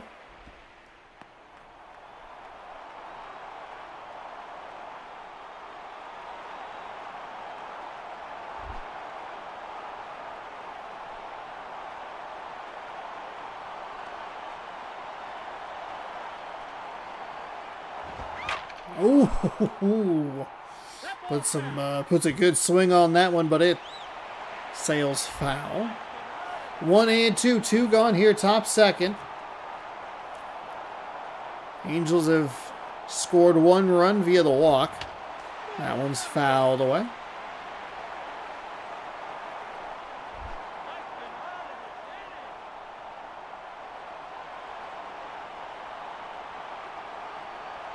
Nationals pitcher sets and fires. That one is going to be lifted out to right field. The runners will continue on their path, but the right fielder will make the catch. A funky inning sees the Los Angeles Angels score 1. Cameron, Coughlin, and Headley will look to respond in the home half. Coming up right after I check the score.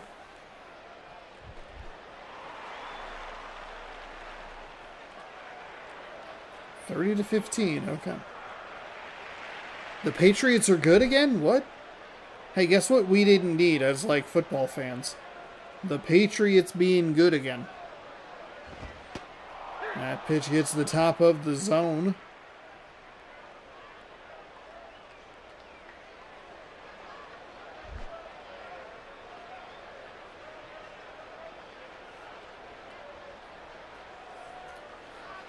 The lefty fires, and Cameron swings and misses at that one.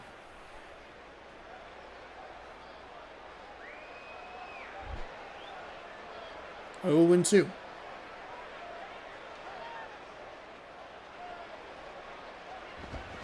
And 0-3 because Cameron can't lay off the pitch. Gets aggressive, trying to be the hero and strike back immediately. Bites him a little bit because he's down on strikes quickly.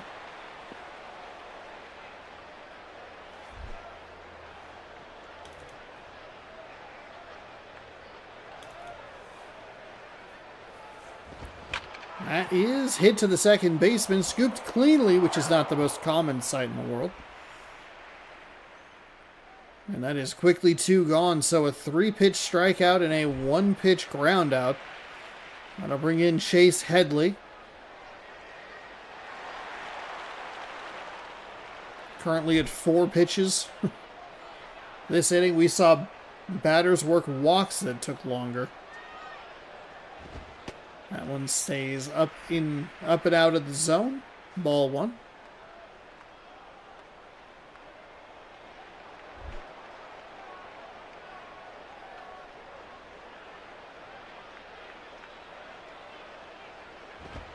That one, just gets the top side. 1-1.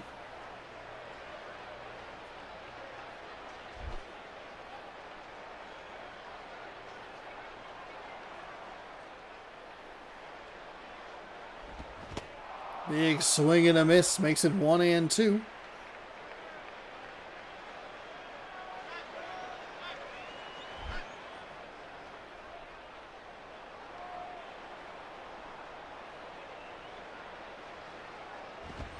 And fouls it off to stay alive. I think that was going to be a ball more than likely. You can see how low the catcher's glove was, but because he swung, he needed to get a piece of it, and he does.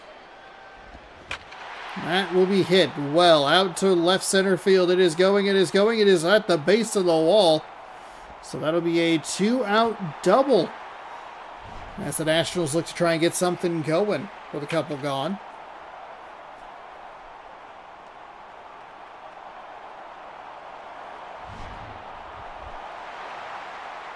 Carlos Guillen will step in, 1 home run, 5 RBI.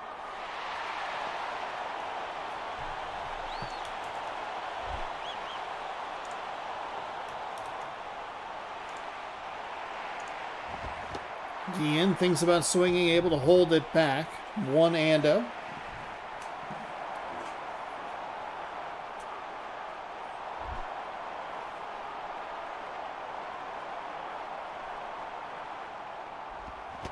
Swung on and missed for a strike on the outside edge. 1-1.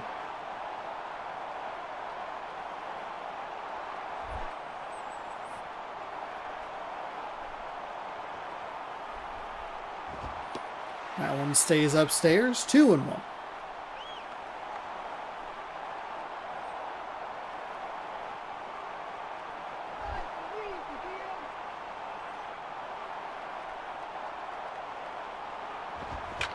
That will get drilled into right field. Right fielder's going to have a chance. Oh, they hold the runner at third, so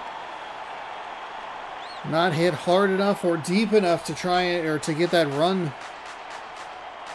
in to tie. Nationals looking for a little bit of 2-out magic with Angel Pagan. Stepping in to face the lefty. 2 gone here, runners on the corners. Nationals down 1. That pitch is inside, ball 1.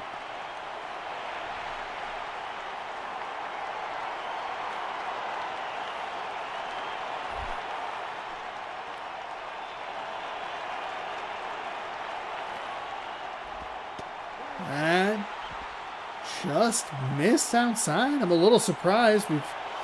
Feels like he's been able to get the edge on that call. Or that call on the edge, rather, throughout this game. 2-0. We'll take a strike.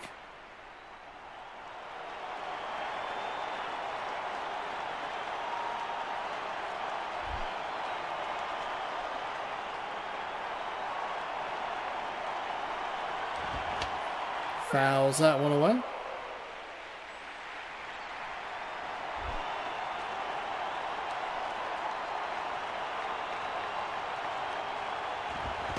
And a swing and a miss retires the side. Oh, man. Pagan can't come through. Washington has put up 3 hits, but nothing to show for it. McGee, Gonzalez, and Tomei coming up for the Angels in the top half of the third. McGee is 0 for 1 with a strikeout.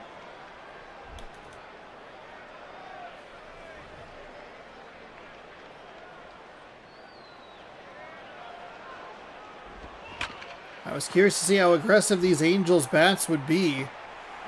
Very aggressive. 1 pitch, 1 swing, 1 out. That'll bring up Adrian Gonzalez. They did a pretty good job working the counts. They drew a couple of walks. They got hit by a pitch, which was pretty beneficial. They did knock out a hit.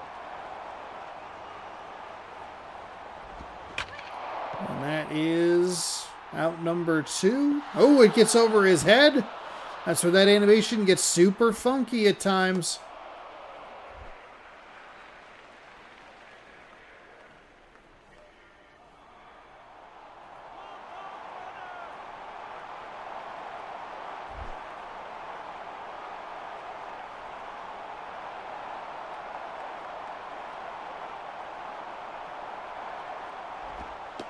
That is outside.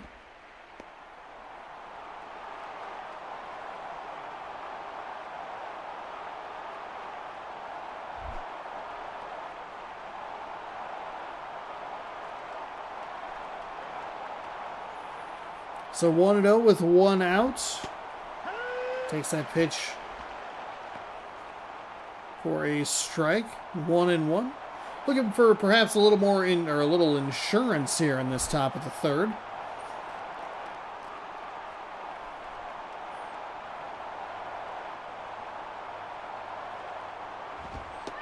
That one stays up in the zone, and it'll be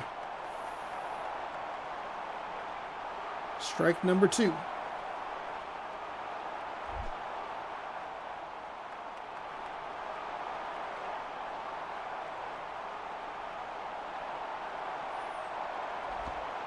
That one just misses. Really looking to just clip that outside corner and get strike 3 called, but just a little bit wide. It makes it 2-2. 1 gone with the runner on second.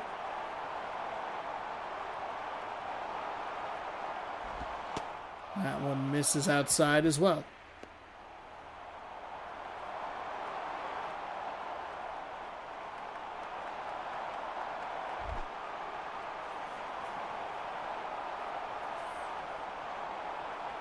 Righty readies for the payoff pitch.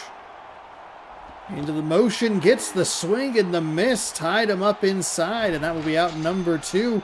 Looking to strand that runner at second, and that should have been a walk.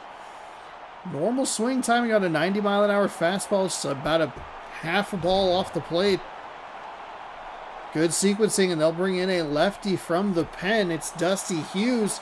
He has 9 games with no record, no saves, 5.40 ERA. He's pitched 11.2 innings with 7 walks and 5 strikeouts.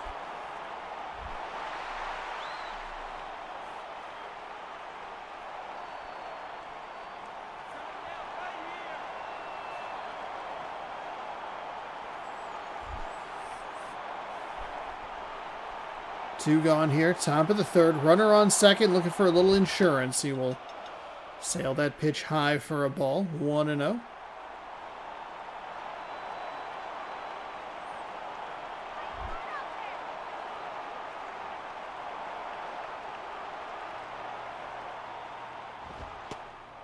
That one misses well low. 2-0. Not what you're looking for when you go to the bullpen. You want stability. You don't want him giving up 2 non-competitive balls. That one, oh my goodness. That batter bailed him out. Unreal. That will do it for the side. That was a pitch that was going to be up and out of the zone. More than likely going to be a ball. Even if he's able to clip the top of it. He went north, south, north. Way too under it. And that'll give the Nationals an opportunity down just 1 in the bottom of the third. Reyes is 1 for 1. He had a leadoff single, but the Nationals unable to do anything with it.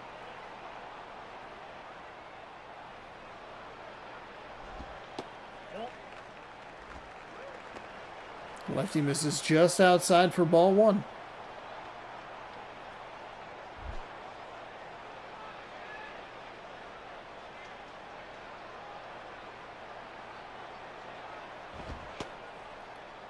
That one misses inside. 2-0.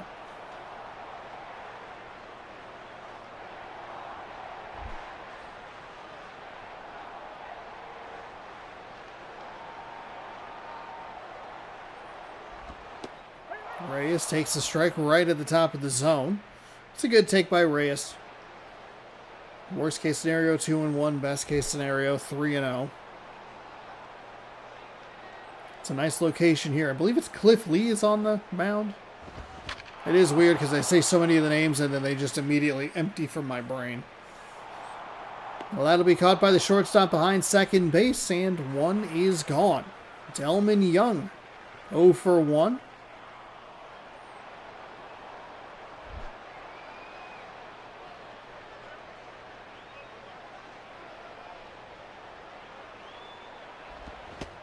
Big swing and a miss, looking to be a hero, but can't connect with any of it.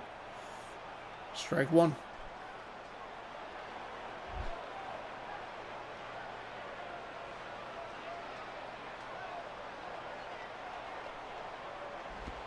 That is crushed out to left, and we have a double.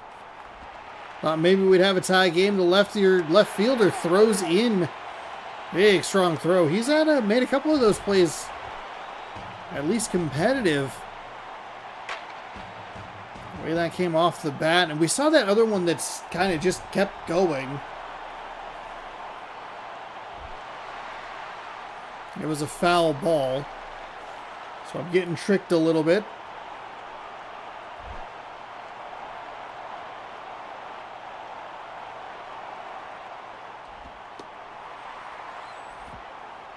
That pitch misses low and outside for a ball, 1-0. Ryan Howard could end this game with one swing.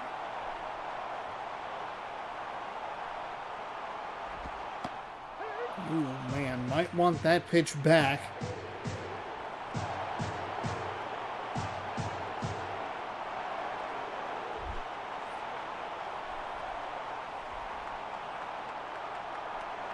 Here comes the 1-1. That'll be hit foul up the first base line. 1-2.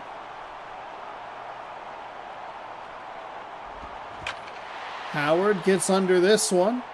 Right fielder runs in under it. And the runner at second isn't even going to be able to advance. So a nice job by Ben Zobrist out there.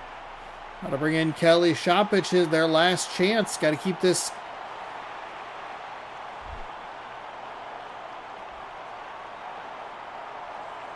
Lefty, 1 out away for a 1-0 victory. He hits him. It's a hit by pitch. Second hit by pitch we've seen today. 1 now on each side. That will bring up Mike Cameron, a runner in scoring position and a man on first. 2 gone here, bottom 3.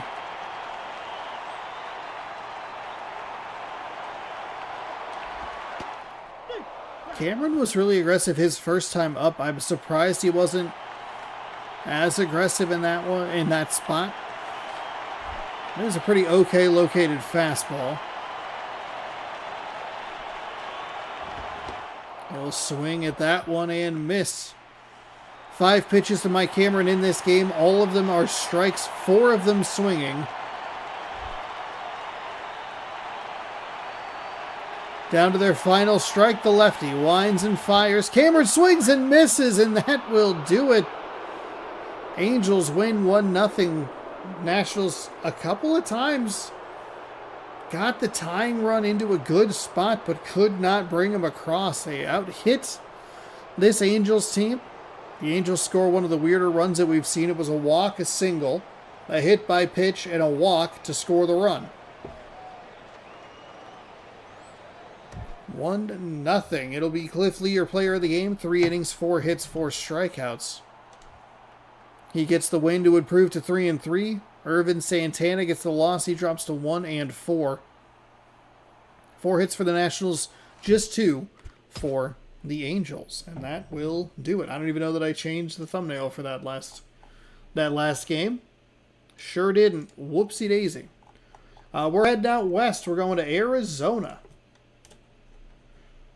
to check out the Rangers taking on the Diamondbacks. Thanks everybody so much for hanging out today. Appreciate it. Let's go view today's games. We need to catch up on a couple of scores here. There's only 2 of them. Phillies over the Rays 4-0. They continue to be one of, if not the best team in baseball. It's the Phillies. The Yankees are looking really good at 17-8, and then the Colorado Rockies, for those of you who are new. Braves 1-0 over the Tigers, and then that is it. We need this Rangers Diamondbacks game. We'll get all the scores and get all the scores updated after we are done here. Projected matchups for the 3 games set between the Diamondbacks and the Rangers. If you're new in here, welcome on in. Give the video a thumbs up if you enjoy it. Subscribe if you'd like to see some more. Sunday, Monday, Tuesday, Thursday, and Friday streaming MLB 11 the show here on the PlayStation 2. I appreciate you hanging out. Played a little bit of Gran Turismo 7 this morning. But here we are in Chase Field. The Texas Rangers are 12-13. The Arizona Diamondbacks are 12-14. And a little interleague action. Actually had quite a bit of that today, which is nice. All of the games? Matt Kemp is the center fielder. He leads off for this Texas Rangers team. Adam LaRoche is at first. Jay Bruce in right. Dan Ugla at second. Ian Stewart at third. Dan Johnson, the designated hitter. Ian Desmond is a shortstop. Mike Napoleon Dynamite, the catcher. And Milton Bradley over in left field.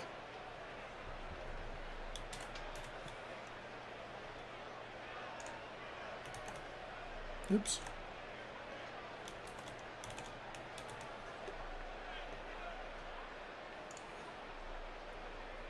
Boy, having a Band-Aid on your index finger is just not fun. Everything's just a little off.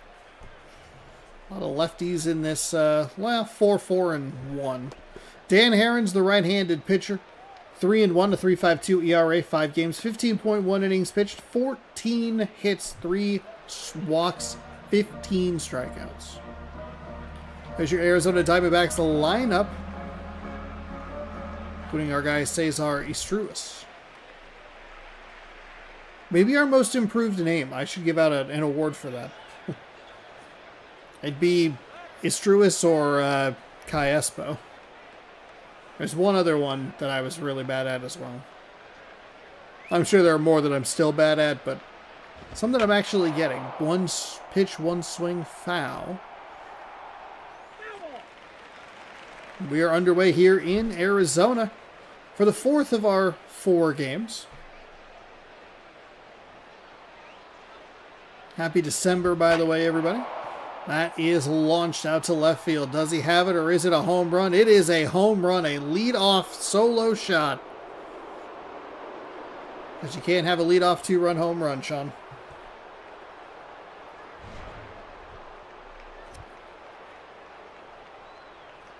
A majestic 388 feet.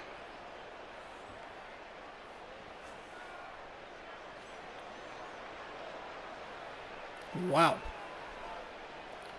He missed the first pitch foul and then made sure to get all of the next one. Adam LaRoche, with that 282 batting average, steps in.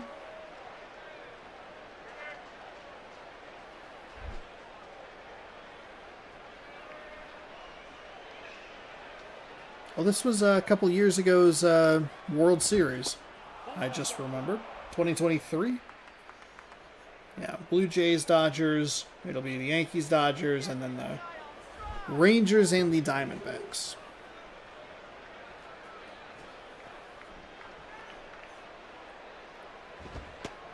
There is a pitch in for a strike.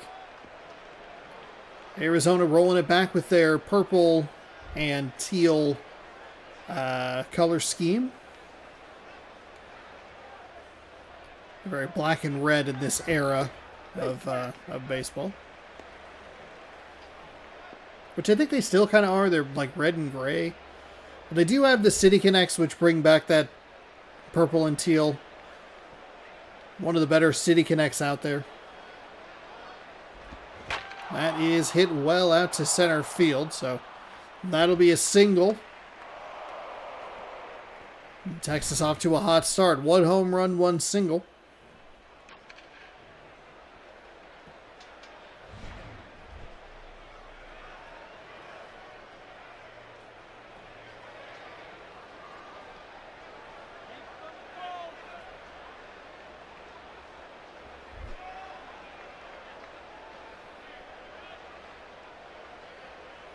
The righty winds and fires a strike in to Jay Bruce.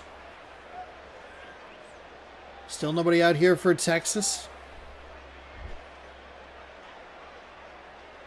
Like one good pitch from the Diamondbacks, if they can turn 2, can really make this game start to feel, this inning start to feel a little bit different, as it already feels like they're going to give up a lot. We saw that one day recently where all 4 games had 1 inning of 5 runs or more. That will be lined out to left. We'll advance the runner to second, in 2 on, still nobody gone.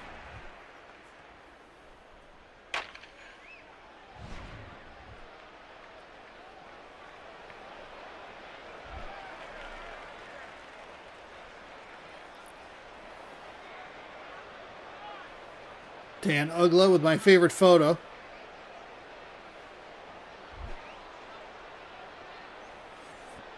He has an opportunity to kind of break this inning open a little bit.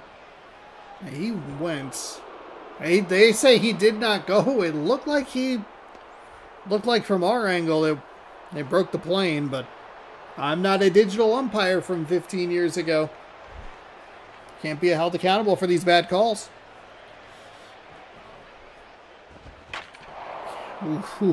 Ooh, man. Good break for the Diamondbacks as that is foul. 1-1.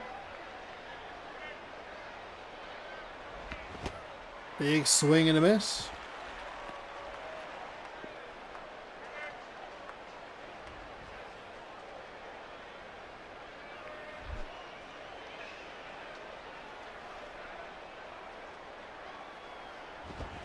That might go. It is high, it is deep, it is gone.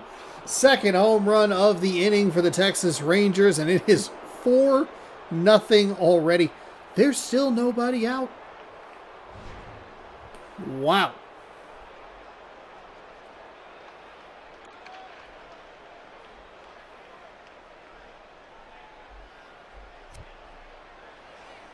.382 majestic feet.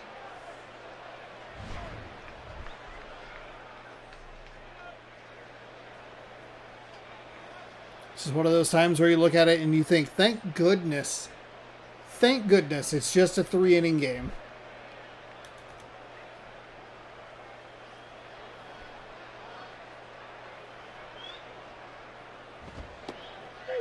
Right-handed pitcher needs to settle things down. How long do they let him go?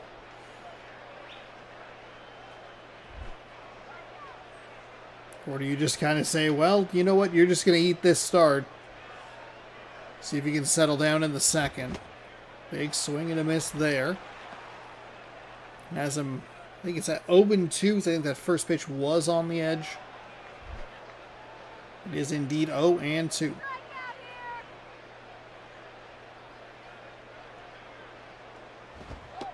Ooh, umpire must have felt bad for him. Goes inside, gets the strike 3 call. And that is finally the first out here for the Texas Rangers in the top of the first. They've already scored 4. Currently more home runs in this inning than outs.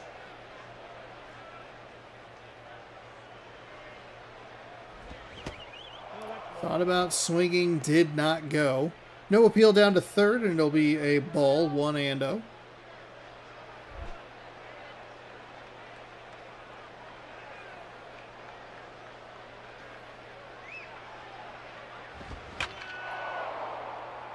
That one is foul up into the second deck. 1-1.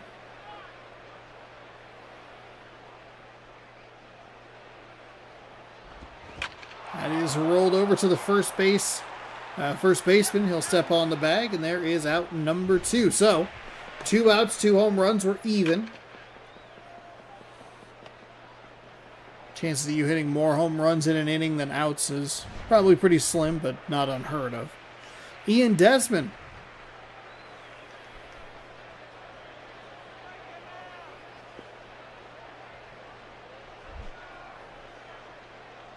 Sun Diamondbacks and Rangers were in the 2023 World Series. They were.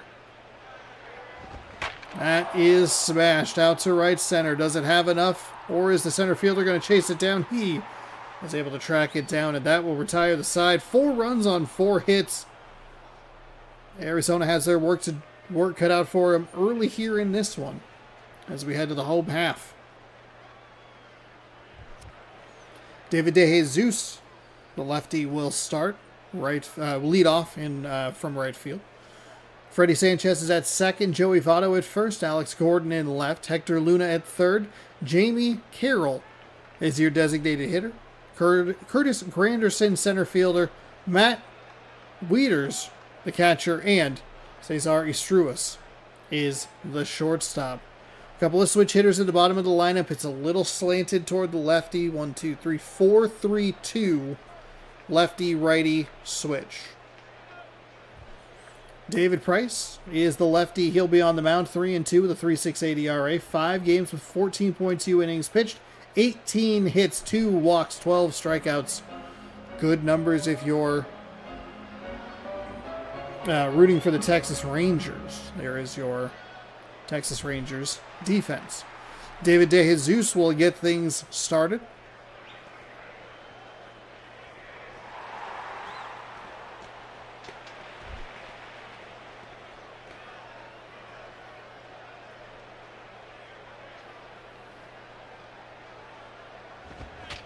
That one is popped to the third base side. It might be a quick out. It is. 1 pitch, 1 swing, 1 out in foul territory. Not a great start for the Diamondbacks. Though they were able to wiggle free to a victory against the Blue Jays. They were able to eke one out, but they didn't have to overcome a 4-run deficit. I think they only had to worry about 1 run. That is cranked out to left field. It is high. It is deep. It is gone. 4-1. Third home run that we've already seen here in the first inning. That little angle where it gets weirdly deep by the bullpen out there is real funky. Price gives up the long ball. Would have been a brutal strike of luck if they weren't able to get that out, but somehow the Texas Rangers were able to figure it out.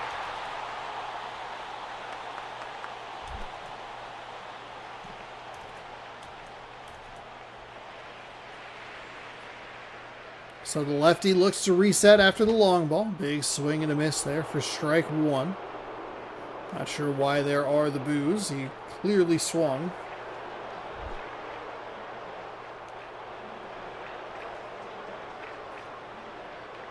The lefty is ready.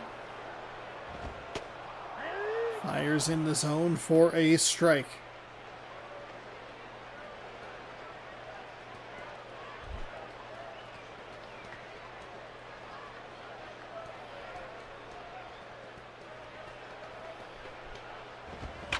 That is lifted out to center field. That'll be a routine fly ball.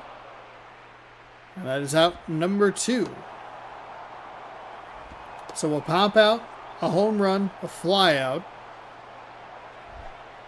And Alex Gordon steps in, another lefty to face the lefty, David Price.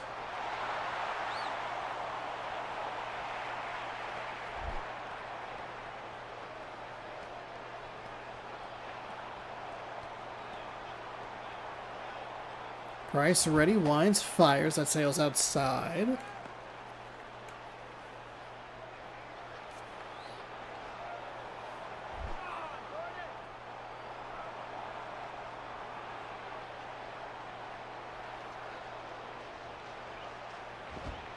That right over the heart of the plate. Right over the heart of the plate.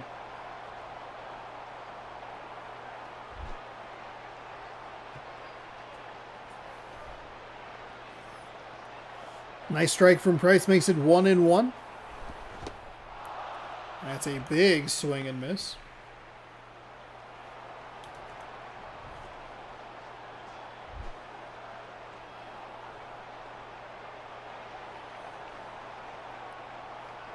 Here's the 1-2 with 2 gone. A big swing and a miss. So, Texas still leads by 3. Arizona picks up 1, though. Mike Napoleon, Dynamite, Milton Bradley, and Matt Kemp coming up for Texas here in the top half of the second. This is where things are going to get a little interesting. We don't oftentimes see a offense continue the strong hitting inning to inning to inning. See what happens here. Pitch is in for a strike.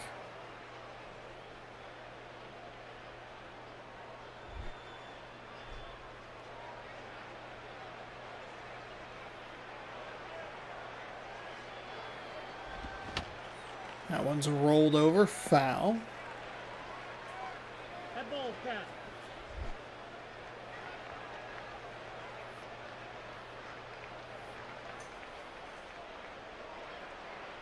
Righty winds and fires. That looked like a pretty hittable pitch, but couldn't get on it. Rolls it foul. Here comes the 0-2 pitch. That is hit out towards right center field. Center fielder makes the catch out number 1.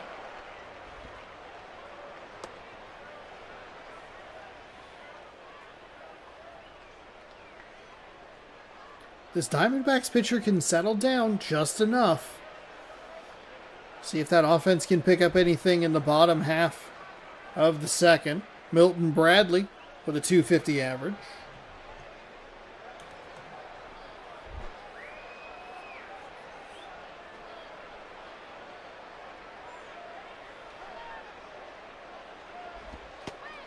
Strike 1.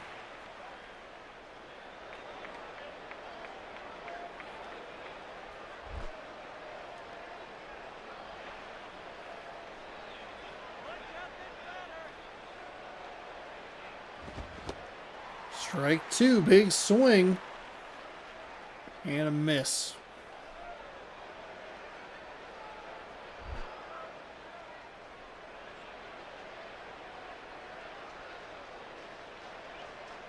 Here comes the 0-2.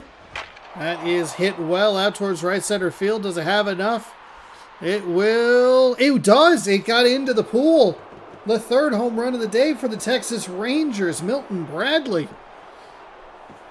Putting Texas back up by 4. A solo home run. 2 solo shots and a 3-run blast make it 5-1. 402 majestic feet right into the water. And that'll bring up Matt Kemp, who has a solo home run and led off the game. Best possible start for the Texas Rangers. Immediately on the board.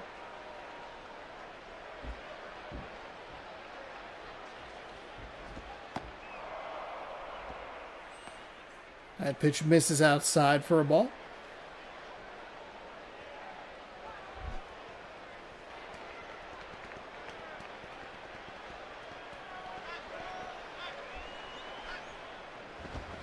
That one will be lifted out to center field. Jammed him a little bit, got under it. That'll be out number 2.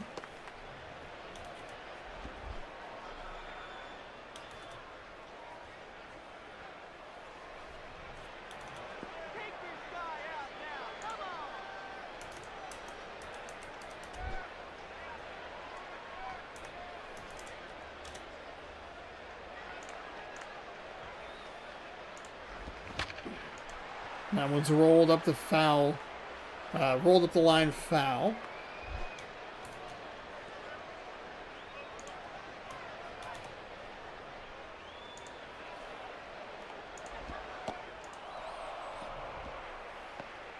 Doesn't get the call there.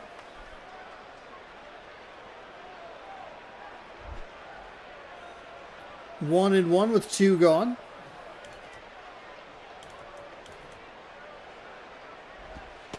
That one's outside for a ball.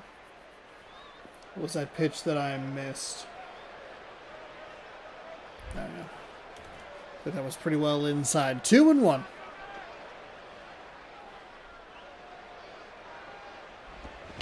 That one's rolled over to the first base side. He'll snag it and stand up to cover. Or hustles over to cover. 5 runs on 5 hits. Luna, Carroll, Granderson. Arizona's going to need to do some work here in this inning. They don't have to get it all back at once, but they do need to at least probably respond to the solo home run. Not a great guy to start. Hector Luna under 100 on the average. Zeros across the board. Home runs, RBI, stolen bases, so not really doing a whole lot. See what he can do against the lefty.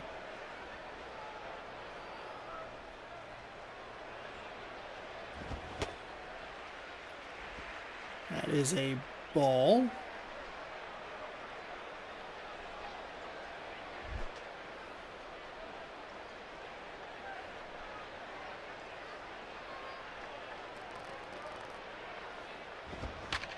That one rolled over foul.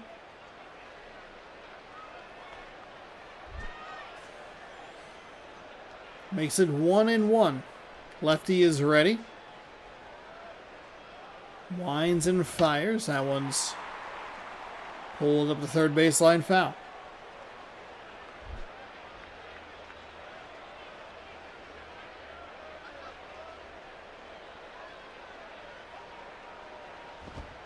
That misses low.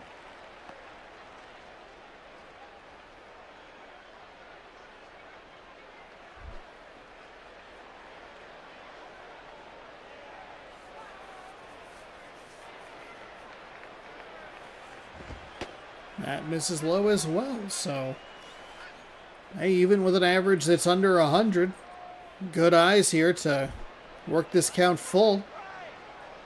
Here comes the payoff pitch from the lefty. That will be caught. A leaping grab by the shortstop. That'll bring up Jamie Carroll, so a little bit of bad luck. It was still a pretty good at-bat. Saw a bunch of pitches, worked it full. Put a decent swing on it, but just couldn't get it away from the defender. 1 away. Bottom of the second.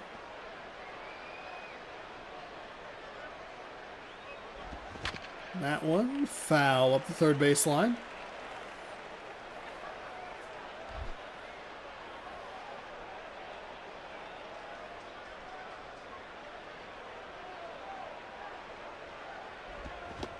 Big swing and a miss. Oh, man. Got him going at a ball in the dirt. 0-2.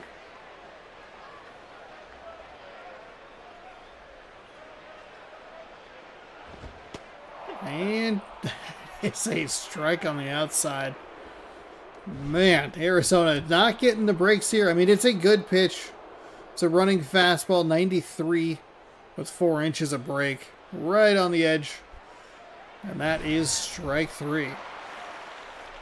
So, Curtis Granderson. Can he get anything going? He has a few RBI, a home run, 3 stolen bases on the season. Can he get anything going with 2 outs in the bottom half of the second? Arizona's down 4.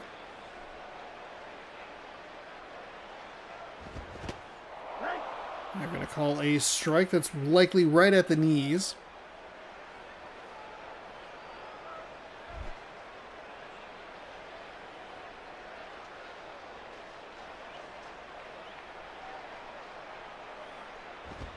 That one hit well, but foul. That ball's foul.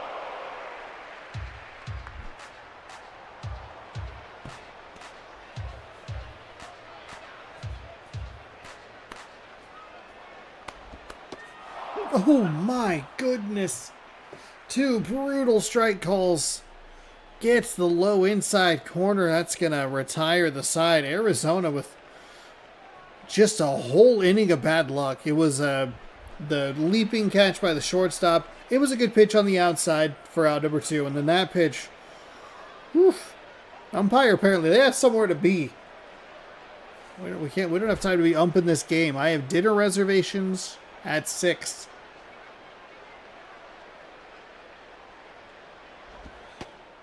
That pitch misses inside as Texas is up to bat yet again here in the, or already I should say, here in the top of the 3rd.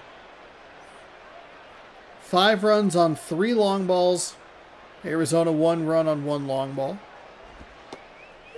We will take a strike right at the letters.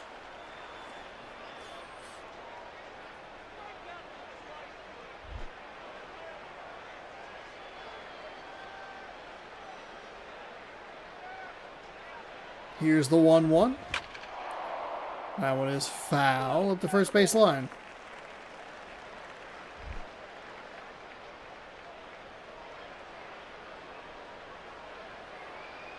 Here comes the 1-2.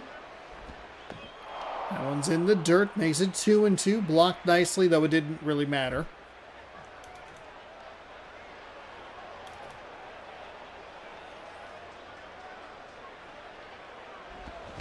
That one lined into right. So Texas's hot hitting continues. They will go to the bullpen. They'll bring in the right-hander, Joba Chamberlain. Jamba. Okay. 6 games, 2-0, 3 ERA in 9 innings. I didn't catch the other stats because I was trying to figure out how his name was pronounced. And now my mouse has decided to die, which is always fun. Now I don't know where I am in the game. Looks like it's late. That pitch outside.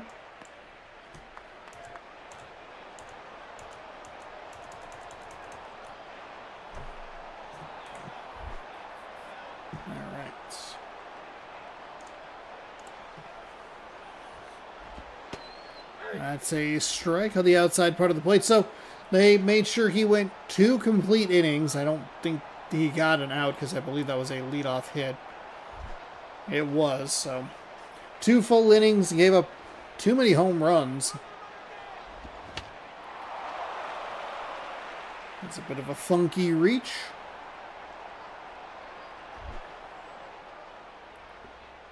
One and 2 as that ball rolls foul.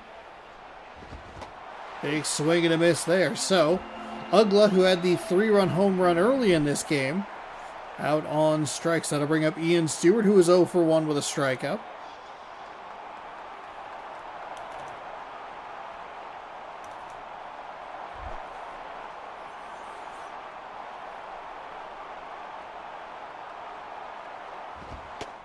That is low, outside, a little bit of both.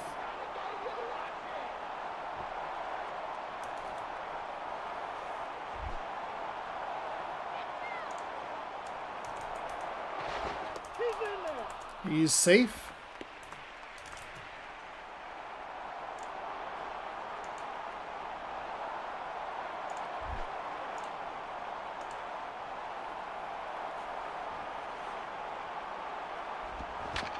That one's rolled over. Second baseman's able to get it, but not in time. Safe.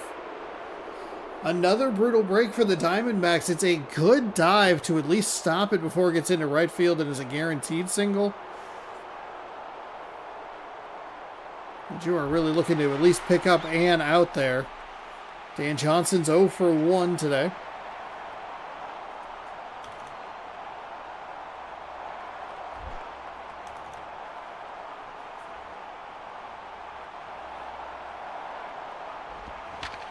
Johnson rolls that one foul.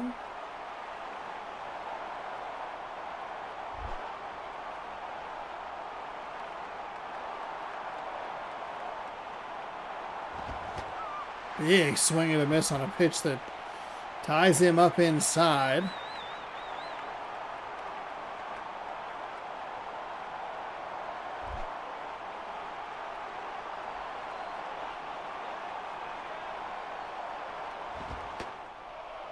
one sails just outside of the zone for a ball.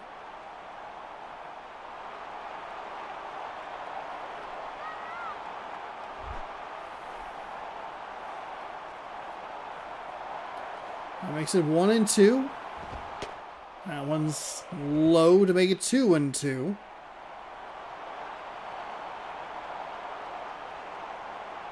Yeah, try and put one in the zone here. I know you're trying to make sure that you don't give up too much more damage, but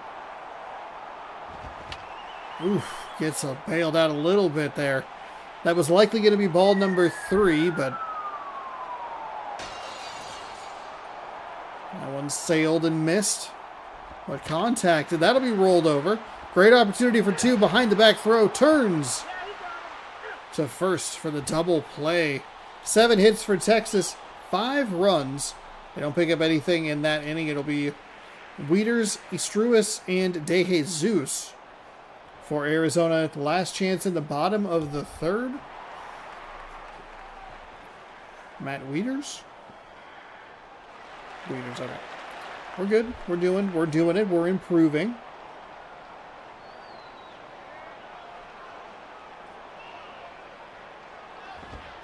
That one sails out of the zone.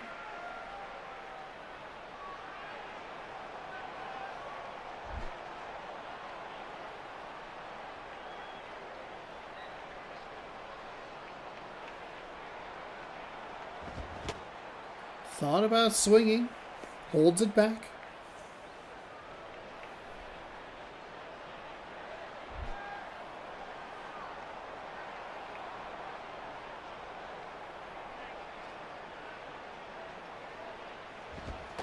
That one gets that corner. The lefty back out for his 3rd inning of work. Done a nice job against this Arizona team. Give up the 1 solo shot, but has had a 4-run lead to work with for most of the game. That one is going to be popped into foul territory. Catcher is up and makes the grab. So there's 1 gone. Some of the outs for this Arizona Diamondbacks team have been absolutely brutal. Easteris. I think I put a little too pronunciation on the U. Pronunciation.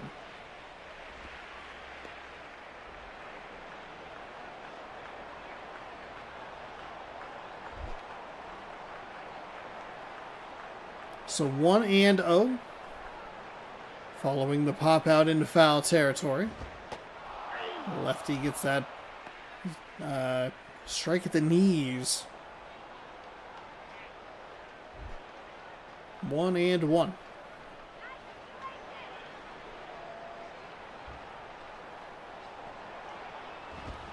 That will be lined into right field. So a single for the Diamondbacks. As they try to get something rolling here in the bottom half of the 3rd. 1 on, 1 out.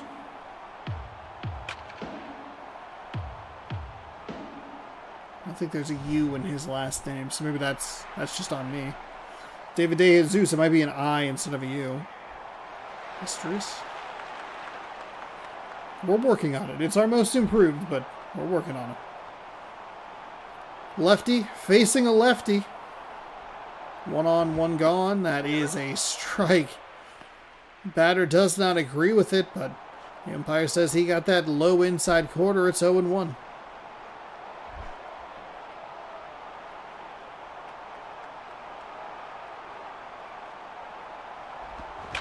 That is hit well out to right field. It won't get far enough, though. That'll be 2 gone. Quickly fires it in to hold that runner at first. Not that he's going to advance, but hey, you never know. Freddie Sanchez is the Diamondbacks' last hope in this one. Does have the solo home run.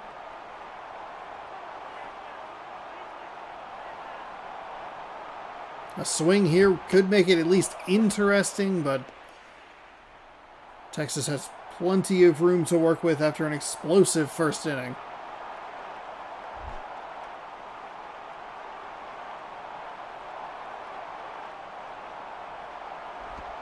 That is outside and low.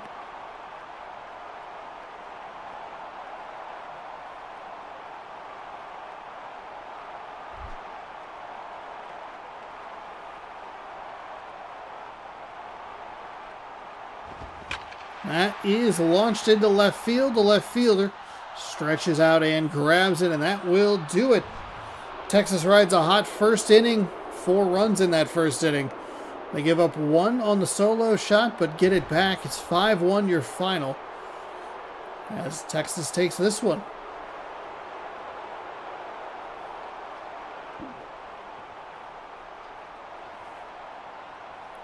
This is not even a joke. Literally, as long as I want these streams to go. Dan Uggla, your player of the game, 1 for 2, a 3-run blast, his 3rd home run on the season.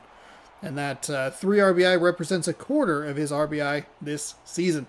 David Price picks up his 4th win of the season. He goes to 4-2. Dan Hearn. Harron? He falls to 3-2. Uggla with his 3rd. Bradley with his 6th. Kemp with his 3rd. Sanchez with his 3rd. 6 total runs, 4 home runs between the 2 teams. And that will do it. There's a look at the Texas Rangers. 91 hits, 14 homers. 14 homers, and they had 3 of them today. About a little over 20% of them. So we will go ahead. We will sim to date. And we have reached the month of May. Only 2 full months left. Right down here, you will get the All-Star break in this spot. I forget exactly what day it's going to be for us, but let's get caught up on some scores around the league for the final day of April. We left off here. Mets, they beat the Orioles 6-1. They are 2 games under 500. They've been working so hard to get to 500, but they just can't seem to break through. They need a couple more wins to get there. Reds over the Blue Jays 2-1. Astros take care of the White Sox with a big 8-1 victory. The Royals beat the Padres 1-0. Twins over the Dodgers 1-0. Brewers over the Pirates 2-0. We watched the Rangers take care of the Diamondbacks 5-1. Athletics over the Cardinals 3-0. Guardians over the Giants 2-0. And the Mariners take care of the Rockies 1-0. Back-to-back 1-0 games for the Seattle Mariners. And that will do it for your baseball today. We'll have 4 more games, for you tomorrow. So be sure to tune in for that if you would like more. We'll do our patented save here in save slot number 8. That's right, that's where we are. Don't forget to like the video if you enjoyed it. Subscribe if you'd like some more. We'll be back, like I said, tomorrow, Tuesday, 6 p.m. Pacific time, right here on the channel. Thanks for all the views. Thanks for the chats. Thanks for lurking. If you spent your time here during this stream, I appreciate it. We will see you again soon, tomorrow, for 4 more games of action. Good night, good sports, and go baseball. We'll see you tomorrow, everybody.